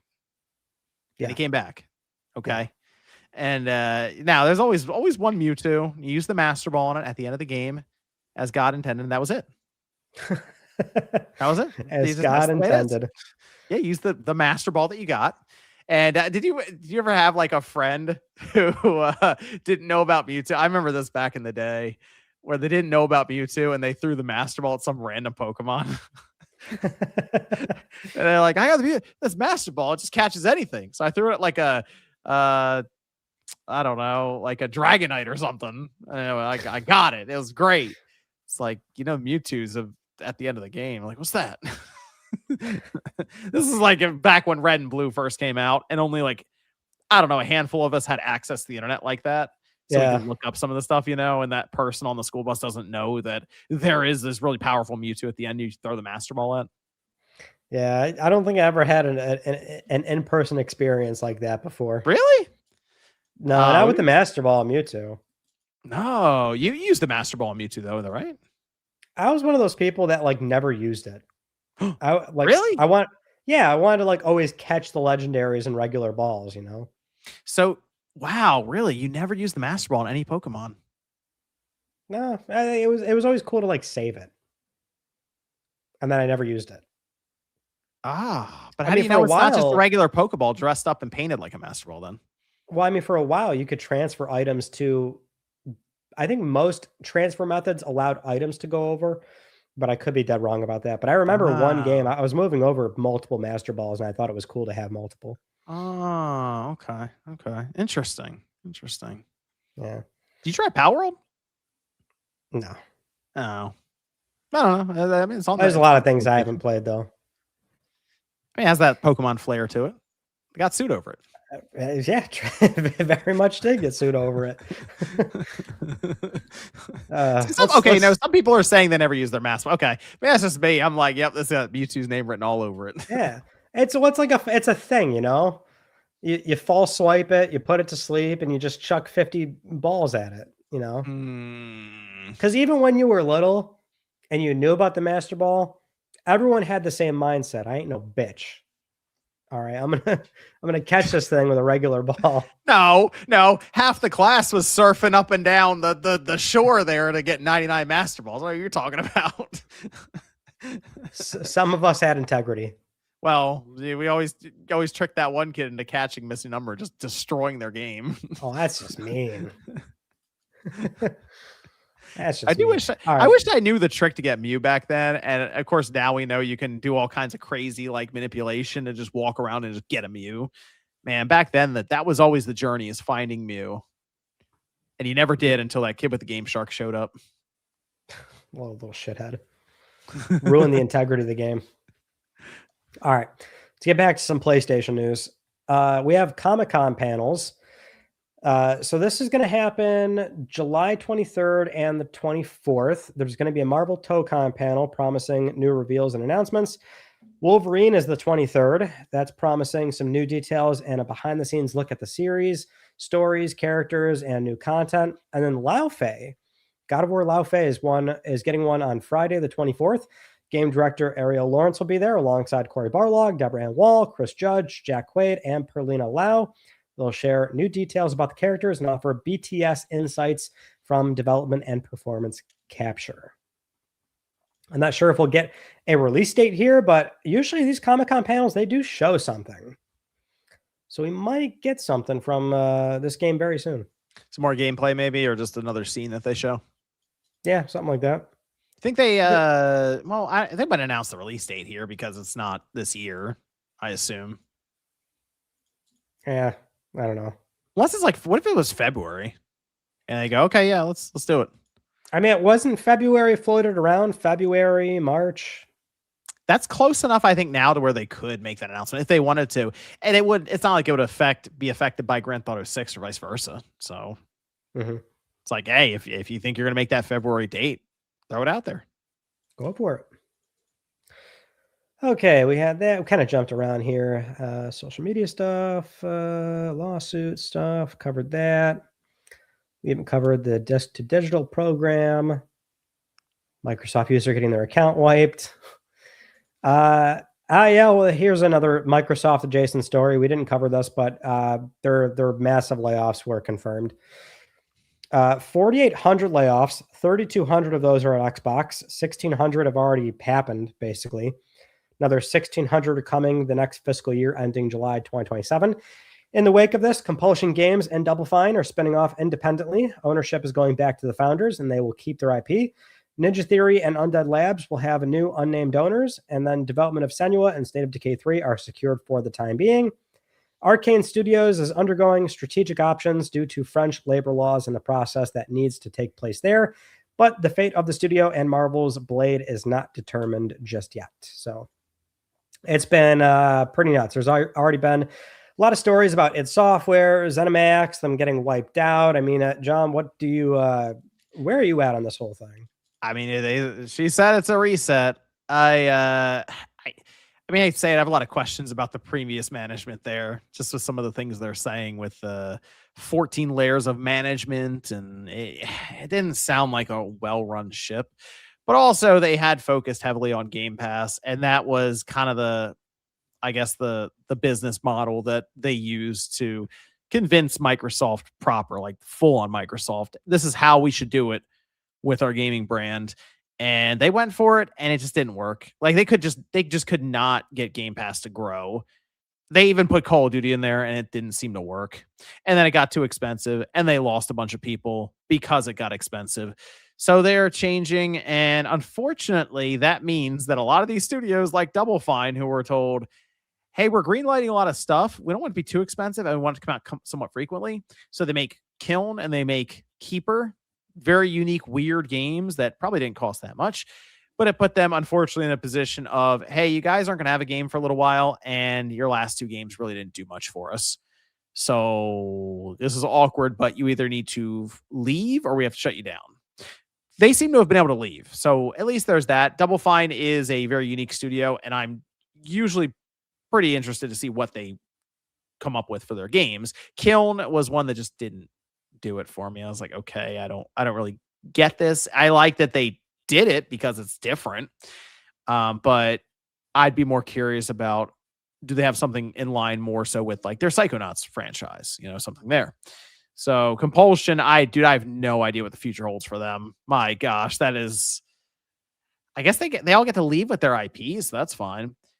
They apparently the one that surprised me is that Obsidian is now working on a Fallout game, which is fine. That's kind of what I would like to see, and everyone else seems to be on board with it.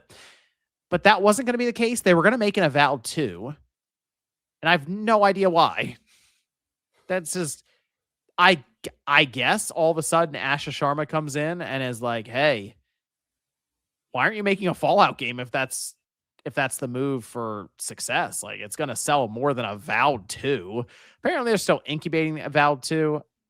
I don't know. Avowed 1 was just okay. But it's like, you have Fallout on the table or you have Avowed on the table. If there are, say, employee bonuses tied into it or performance or whatever, which one would you really go with as, hey, this makes the most sense for the next 5 years for us to develop? You're probably going with Fallout. Yeah. It's weird that she had to come in and do that. I don't know. It's just the way that the place is being run. It did feel like they were greenlighting all kinds of stuff and letting the studios kind of do whatever. And I know we've talked about that with Sony, and that's kind of the way that they approach things. But Sony has at least somewhat of a hand on the tiller as to, maybe not that, guys. Like, what else can you do? So I mean, the pitch. These studios are pitching stuff to Sony.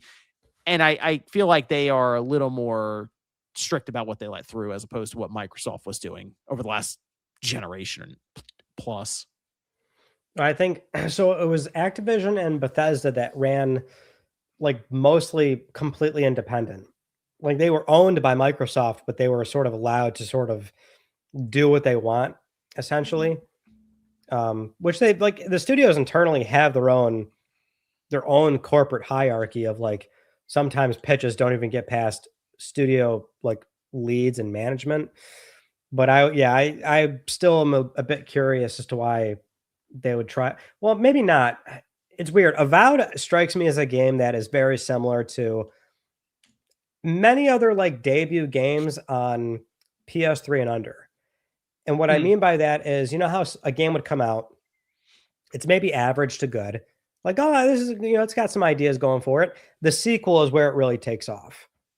And it's you can't really do that nowadays. I think the whole idea with trying to attempt an Avowed 2 is to have that secondary moment of making the game really great, but they can't even get a chance to do that because everything is so risk averse nowadays. Yeah. Does that make sense? I like an Assassin's Creed 2, some people argue Uncharted 1 to 2.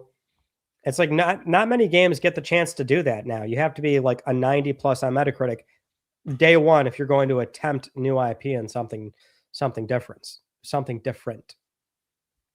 Yeah, and it's also just the amount of time it takes to develop these things now. You really got to be really sure that you set a good foundation, because that's always what it is. It's hey, we've also made all these assets. We kind of have the lore and world sort of figured out. We're just going to build on it from here.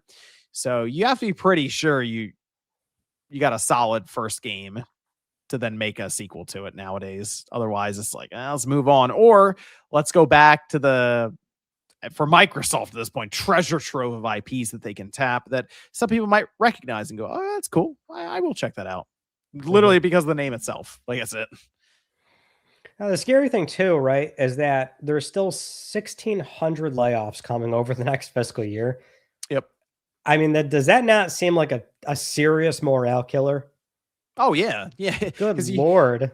How do you plan anything out even for the next, year of your life? You're like, I don't know if I'm gonna be working here next year, 2027. I don't know. It's a massive calling. Excuse me. I will say I'm very surprised that all 4 studios did not shut down, especially Compulsion and Double Fine. I mean, they put out the most boutique games of all 4. And Yeah. I don't know how they bought back their independence. I really don't. Toasty actually has Xbox was able to get rid of 4 studios without shutting them down. Why couldn't Sony do that with Bluepoint? I mean, so that's the thing, right? With these studios, like, look at what happened with them. So they either buy back their independence, the studio leadership does that, or you sell them to somebody else. So PlayStation historically doesn't really do that stuff. They just shut down. There's certain tax advantages and all that nonsense to, just straight up close them down. But they've never, I mean, historically, they've never been in a position of selling a studio. They've never humored it as far as I can see. And very few times Sony has sold back IP, but not like studios spinning off quite like what has happened here. Arguably they should, because I think it would have been great for Bluepoint to have it out, but the studios have to, like, if you wanted to spin off independently, like, they have to negotiate, and Bluepoint might not have had the money to do that. Yeah, there has to be someone there to put up the money, or you have to find even honestly another big company to buy you. That's the thing with Bluepoint. I'm a little surprised just because of how technically sound they are as a studio. Like, they're very, very good, obviously, with some of the ports that we saw in the past, or even the remakes that they've done, that there wasn't a company that was like, oh yeah, we'll take them off your hands. Absolutely. Like right now, remakes are huge. They're good stopgaps for a franchise, or even just ways to make good returns if you have a franchise that's popular. Look at I was playing Assassin's Creed Black Flag Resynced. They sold 2 million. They announced 2 million copies in the first 48 hours they sold. Mm-hmm. That's pretty good. Like I'm sure they're very happy on how that return is working out for them right now on that game, because even so, it's a $60 game. So it's not a game that is, I think, like massively overblown with a budget. I think it's actually fairly balanced there. So I think if you have these games that you can go back to, that you do a full remake like that, and it's good, you can make some money. So that's the other thing is, though, if you're out there as a I don't know if there is like anything of, oh, you can't talk to them because they're under contract. Let's say you're EA or Take-Two and you see this happening. You could also just wait for Bluepoint to shut down and then talk to some of the people who were running the place. Like, hey, do you want to come form a studio with us and hire the people again? Yeah. You see this time and time again. A lot of like senior talent or the previous founders they will just open up a new like it happens all the time. The Senzaro folks just did that after they got closed by Meta. I do want to point out too, JD mentioned, I forgot SOE. So Sony Online, they spun off too. So I guess it can happen, but it's, at least for Sony, it hasn't been a very frequent option for them. But I remember they would like sell off the IP to the Tomorrow Children, like they sold that one back. Like it's happened for sure, but not often. Let's see. Duridan says, I am Cloudman says Helix will have disc 10,000 likes. Is that a person that said that? I did see one thing about I didn't know how legitimate the rumor was. I saw one that said that they were going to, but I don't think that's. Oh, okay. Never mind. That's one of the troll accounts. I mean, I've seen that before. No, what's the source here? Yeah, I don't know. Microsoft wants to be digital as well. Like they're just letting Sony kind of get beaten up over it right now. But they're gonna have disc to digital. So if you just keep your Xbox Series, or even if you have an Xbox One in the closet, you could use that. But I guess if Helix is like basically a PC that runs Windows, I mean, you could plug in a disk drive. I just don't know if they would have it functional like that. What's interesting? Oh, no, go ahead. Oh, Victor says, knowing how Kojima loves physical media, will he fight Microsoft and Sony to have his OD game come out on UHD, PS5 disc, and Xbox Series X Blu-ray disc? My understanding with OD is it's going to be heavily reliant on like cloud computing. So probably not. Maybe it's like a game key disc thing. Maybe. Yeah, it could still be on disc. It would just still need to, connect online. I think that's what happened just because the way it was. I mean, it was originally going to be a Stadia game. So, yeah. That is true. Claw says Obsidian probably started Valve 2 to reuse assets to meet the old 30% margin. Seeing them get Fallout back after Bethesda sued to take it from Interplay gives me a sixth sense of joy, though. Yeah, I mean, that's also fair. The budget, I assume, going to a Valve 2 with inflation in mind and how things obviously get more expensive as we go along for labor. I think it probably would have been a more reasonable budget that they could present to get greenlit. But apparently Microsoft was greenlighting everything. So I understand the thought process there, though. And I think that's talked about Sucker Punch, right? Where they did Ghost Yote and the budget was pretty good, because of that. So no, it's part of the model. Do another one and reuse a lot and get the game out as timely as you possibly can, given the circumstance. Mm-hmm. But yeah, those layoffs are crazy. So it's that the ripple effect of all that is still remains to be seen. Because Arcane still, we don't know what's happening with that game just yet. Because Blade seems like very much a cursed IP at this point. I mean, with Microsoft, again, people are talking about the disk drive thing. It wouldn't shock me if they saw this with Sony and they were like, "Could we get a disk drive in Helix? Is that big of a deal breaker for people? Like, is that dude? Things seem to change constantly with Microsoft, so it actually wouldn't shock me if they were like, "Hey, let's see what we can do about this." Well, that's okay. So that's what I was going to say was the disc to digital program. I mean, how timely could it have been that Sony makes a formal announcement about ending disc production, and then The Verge puts out a report, Jess Corden puts out a report. Oh, there's this Project Positron thing, and now all of a sudden we're allegedly hearing it's like launching soon. Here's the thing: if it did launch soon, that would very much strike me as a 3-month Asha Sharma getting shit done, push this out, PR win left and right, listening to Twitter kind of thing, of making those very fast, deploy this right now kind of thing. Yep. Let's secure the easy W, and yeah, like the weird thing is like there's this timeline where, let's say PlayStation kept discs around, by the time they talk more about Helix, I think they would have, not easily, but I'm sure they would have been able to announce, hey, we're not doing discs on Helix, but we've got this disc to digital program. And they would announce that towards the console, not now, and that probably would have been smoothed over a lot easier for that audience, which is, not nearly as physical leaning as, and I say not nearly, we know PlayStation's still, it's a low split for physical, but you know what I mean? There's still that diehard audience that's very vocal compared to the Xbox audience. I don't know. I have no idea what to expect out of Microsoft right now. Well, but it wouldn't surprise me if they make that short-term switch thing of let's figure out how to offer a drive. Right. No, yeah, for publicity and it wouldn't shock me. Yeah.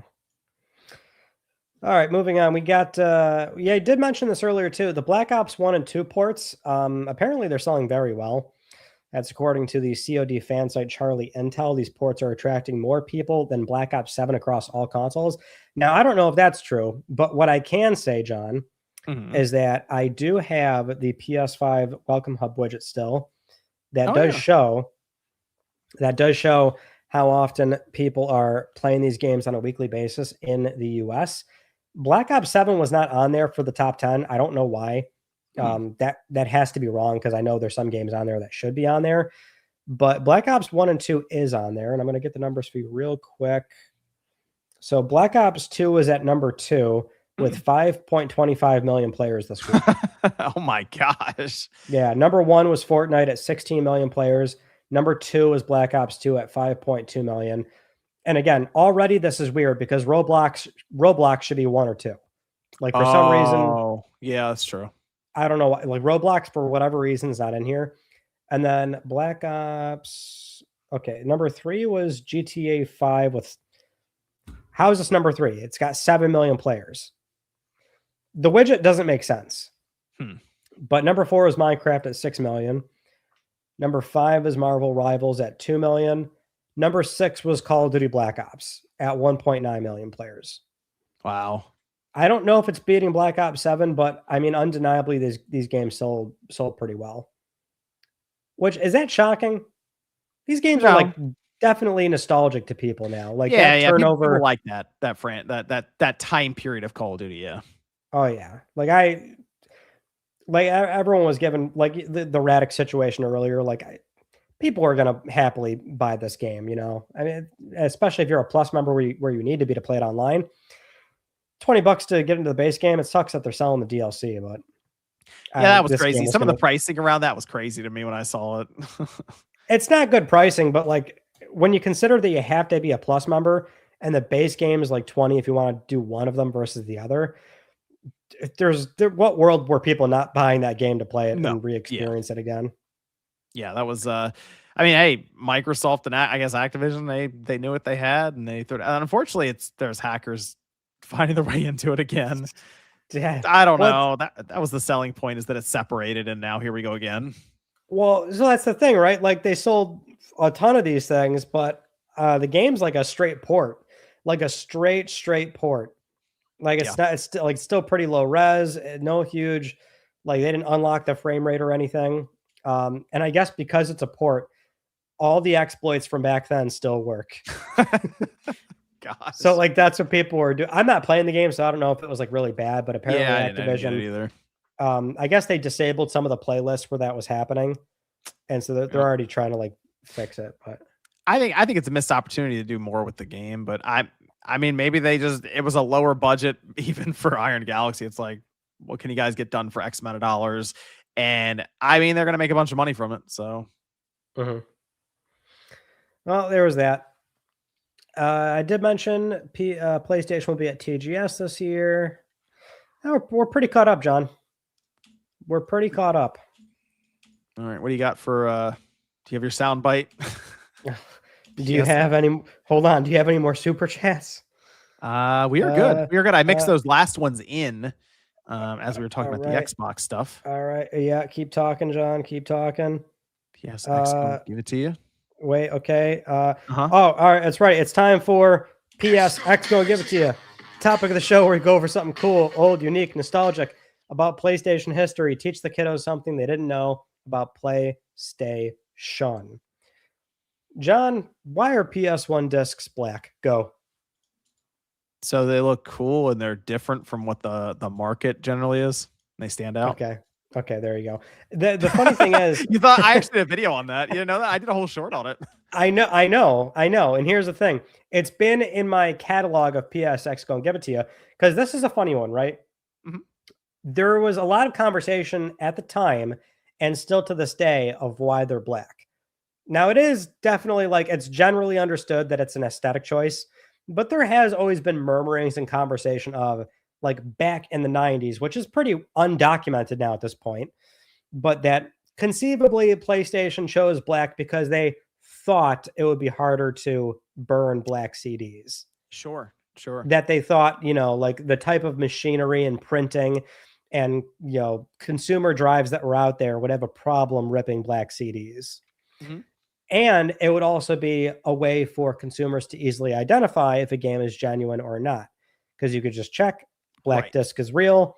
If somebody burned a copy, silver means it's not legitimate. I had a spindle of black bottom CDs back in the day that were blank. Wow, you son of a bitch. I did. I remember I burned one and I was like, this looks like a PS1. Obviously not the top because it had like CDR and like it was, I remember it was black on the bottom and it was like this silver, but then the lines were kind of like gold almost, like when they're reflective. It was obvious that it wasn't a PS1 game, but I remember it was a black bottom disc, and I don't know why because I didn't buy them. I was younger then. We had them for some reason though, and I think that was back in the day where people would burn X amount of tracks that they may or may not have found on Napster or Kazaa or something, and I Mhm. remember burning something to it, and I'm like, and you take it out, it's like, this looks like a PS1 disc, but it's a music CD. Mm. See, my experience was I remember going through my uncle's like it was a shoebox under his bed, and I saw all these CDs. They looked to me like music CDs. Oh, you're brave going in that shoebox under the bed, dude. I was. You're I was. What I found, John, was music CDs. okay. What I thought was music CDs. So they were blank CDs and like game names were written on them. I was like, Madden 98, like that's not Madden 98. I know what a PlayStation game looks like. That's not Madden 98. And then I was like thumbing through them. I'm like, oh, like, and I'd asked him, I'm like, what's going on? He's like, yeah, like I burned those.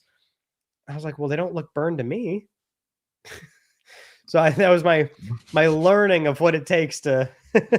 You found out his secret life. Yeah, I found out. Yeah, I was like, oh, you could just steal these fucking things and print them on blanks. I do remember it did look very, very unique and different from the rest of the games, like the Saturn or anything like that, and it was very distinct, very uniquely PlayStation to think of that. Mm-hmm. And now they're killing the physical discs. Yes. But that's what I always said though. And it keeps going back to the topic. But the thing was, each generation, it felt like had some kind of like physical medium attached to it that you would relate to that generation, whether it is the black bottom CD for the PS1 or just honestly the DVD for the PS2. That was a big deal when they went to that. It was like, man, this is like cinema level stuff with things like Final Fantasy X, and it's on the DVD. I mean, we kind of thought it was sort of magical back then for DVD for movies because you didn't have to rewind it. That's really, that was a big deal. It's like, you don't have to rewind this thing. No, you just pop it in. It has a bonus menu. What is this? That was back when these companies put effort into the bonus menus. By the way, there was some cool stuff back then. Like I would love to go back and do a whole video like just detailing some of the really cool menus for DVDs back then. Oh, they were great, right? Wasn't it? Well, so I had Aqua Teen Hunger Force season 1 through 3, and there's season menus like it would be like the living room from Aqua Teen, and you would like thumb through the menu, and there'd be like I would obviously say like episodes, bonus, but then you could thumb through it, and it would highlight like an object, like in the living room. I'd be like, oh, you can select this piece of trash on the ground. You'd select it, and it would just like play like a random ass clip that was maybe like on the TV screen during an episode or something, and they'd like play that thing full screen, not obfuscated. But I remember like doing some of those menus, those interactive menus with the PlayStation 2 controller. So I'm holding the controller and it's like, wait, oh yeah, this is a DVD. That's right. So that was the thing. And then obviously going to the PS3 with Blu-ray, that was a big deal. And so now that's the other thing. It kind of removes that element of what problem solves the 200 gigabyte game, like something like that. And there is no solve. It's literally just download it. Yeah. And there's no other way to put it. That's kind of depressing. There's no other way to put it. I'll even give them this. Even the Vita, which I know people, obviously the memory cards kind of doomed them on that. They still came up with like a whole cartridge for the thing, Yeah, little proprietary game cards. The PSP UMD, super loud when you were playing it. It sounded like the Dreamcast, and it's like, oh my gosh, the problem is you were holding that. It was the right near you.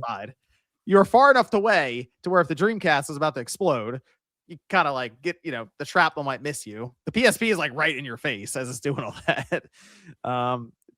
That's the thing. It's like, man, those are kind of like the problem solves I'd like to see with the kind of the physical formats that we got throughout the years and generations. Well, in the case of PS1, black discs, there was a lot of consternation surrounding why they were black. Mostly aesthetic. perhaps there is some truth to the other angle, but it really has never been super well documented. Who? There's got to be somebody out there who could, like, who was part of that, like, decision process. I don't know. An OG for sure. Somebody who's there from the beginning. If anyone knows, or if they're watching this, just email Ryan. Thank you. Don't even have to provide credentials. Just email him and tell him. Thank you. That's all I've got for you, John. I think that's oh, that's a good one. Ryan knows. Blue, purple ones were actually CD PS2 games. Yes, sir. So the silver ones were all DVDs. That's the majority of the games, but developers did have a choice to print on a CD instead. I assume it was cheaper, right? I would think, yeah. If you didn't need enough storage, it probably made sense within that. Like, because I think blue disc games died off on PS2 kind of soon because it was in that mid-cycle of Sony pressing PS1 games. So yeah, there was a few launch titles too that were blue disc games. It just means they were printed on a CD. I remember Crash Bandicoot was on a blue disc. The first Crash PS2 game, whatever that one was on. I'm trying to remember what it's called. That one was. I remember that. Yep. Let's see. Claw says, since Nate's still MIA, can we get Maddie and Ryan on a stream together one day? Still waiting on that direct Xbox Click R3 crossover. Ooh, the crossover. Get Maddie on here, huh? Yeah, get Maddie on here. Sure. Okay. Okay. I think Maddie be up for that. I think so. I will check in with Mr. Maddie Plays on that. I will. We can mourn together. There, he's a big physical collector as well. Yeah, I know. He's into it for sure. Well, I'm hoping that when we come back here next time, Ryan, in a couple of weeks, something will have transpired. What a shame it'll be if nothing happens. Oh my gosh, because it's still going to be a top. It's going to be the topic, the main topic. I bet, if that's the case. Yeah, because I don't think it's going away.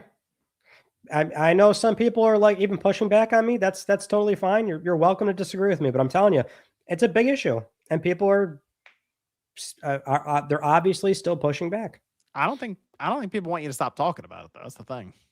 There's certainly some pushback. Like, hey, Ryan, you're too mad about it. Like, calm down. Like, I get it. You're welcome to disagree with me, but I'm telling you, like, it's not me making these posts.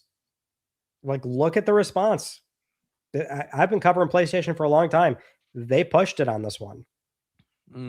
That's just the way that's the way it is. It is. It is. Keep up the good fight, Ryan. Keep it up. Thank you. Trippin' Paul says my Mount Rushmore of bad gaming managers is Don Matrick, Trip Hawkins, Phil Spencer, and Jim Ryan. Did I miss anyone? Oof. Jim being in there is crazy. I was saying that man ruined his reputation. Not that he even had one to begin with. Yeah. I feel like that Bungie purchase did some damage. It didn't help. Yeah. Well, I mean, all the live service stuff didn't help. The second the guy had to start like being public facing, everyone's like, "Ooh, this." I can't believe Herman Holtz missed this person's Mount Rushmore.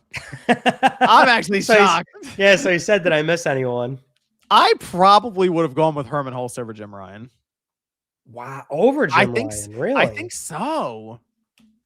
Wow. I think so. Over Jim Ryan. I think I'm there right now. See, because Jim Ryan had the we talk about we'll say the goodwill, like the banking the goodwill for Sony. Jim Ryan, to his credit, did a lot of good for Sony in like Europe and stuff, right? Like absolutely took over that market with PlayStation. Then he shows up and it's like, okay. I mean, he launched the PS5. It got out there and it did well enough, right? And then he kind of just rode off into the sunset. He didn't do anything that I feel the Bungie purchase is bad. Herman Holtz is right next to him, though. I saw him in the picture. He didn't do anything that did Concord damage to Sony. It's tough. I think the fact that we're debating this is already a problem. Yes. Herman's got some picking up to do here based on the amount of games he's greenlit and will probably have yet to release just yet. Yeah. Also, it was his watch that Blue Point went away. Claw had a good one. John Riccitello. He was bad. He sucked. Yeah, man. Because John was at EA for a while, and then I think he was the one that was responsible for the whole Unity backlash. I think he had to quit that job too, or step down or something like that. I can't remember. No Phil Harrison. Phil Harrison. You know, Phil Harrison should be up there, I think. He's bounced around to everything that's been bad, right? He left PlayStation in like 07 or 08, went to Xbox, fucked them up a little bit. He went from PS3 to Xbox One to Stadia. Yeah. He's up there too. He's got like the trifecta. You get him out if he was at Nintendo. It would have been crazy if he did like the run if the Wii U was in there somehow. Man, that'd have been it. That'd have been it. Let me just touch Nintendo America for a little bit as well. Yeah, I don't know. Phil Harrison. I feel like Phil Harrison's got to be up there, right? That's a good one, dude. I forgot about Phil. The thing about Phil is the guy, he did one thing at PlayStation, notably, which is PlayStation Home. He made sure they got that out the door, and then he left, and then PlayStation was like, shit, why did we make this? that is he pushed for it. He pushed for PS Home. Yeah, I wouldn't mind seeing another attempt at that, but you don't need Phil Harrison. Don't get Phil Harrison. I think that's everything, Ryan. I got there you go. Toasty says I want Click R3 physically. hey, we could easily take 50 episodes, print them on a Blu-ray, and sell them. Toast says we use some. What about that? That might be it right there. Thanks, Toasty. I think I think that's the end of Click R3. I think that's it for Click R3. All right, then. Thanks, Toasty. Thanks, everyone, for tuning in, though. I'm hoping that in a couple weeks we'll be back and there will be some kind of, I don't know, response or something from Sony. We'll see. That's the hope. Otherwise, we'll check on the elephant in the room in a couple of weeks and we'll see you guys then. Sounds good.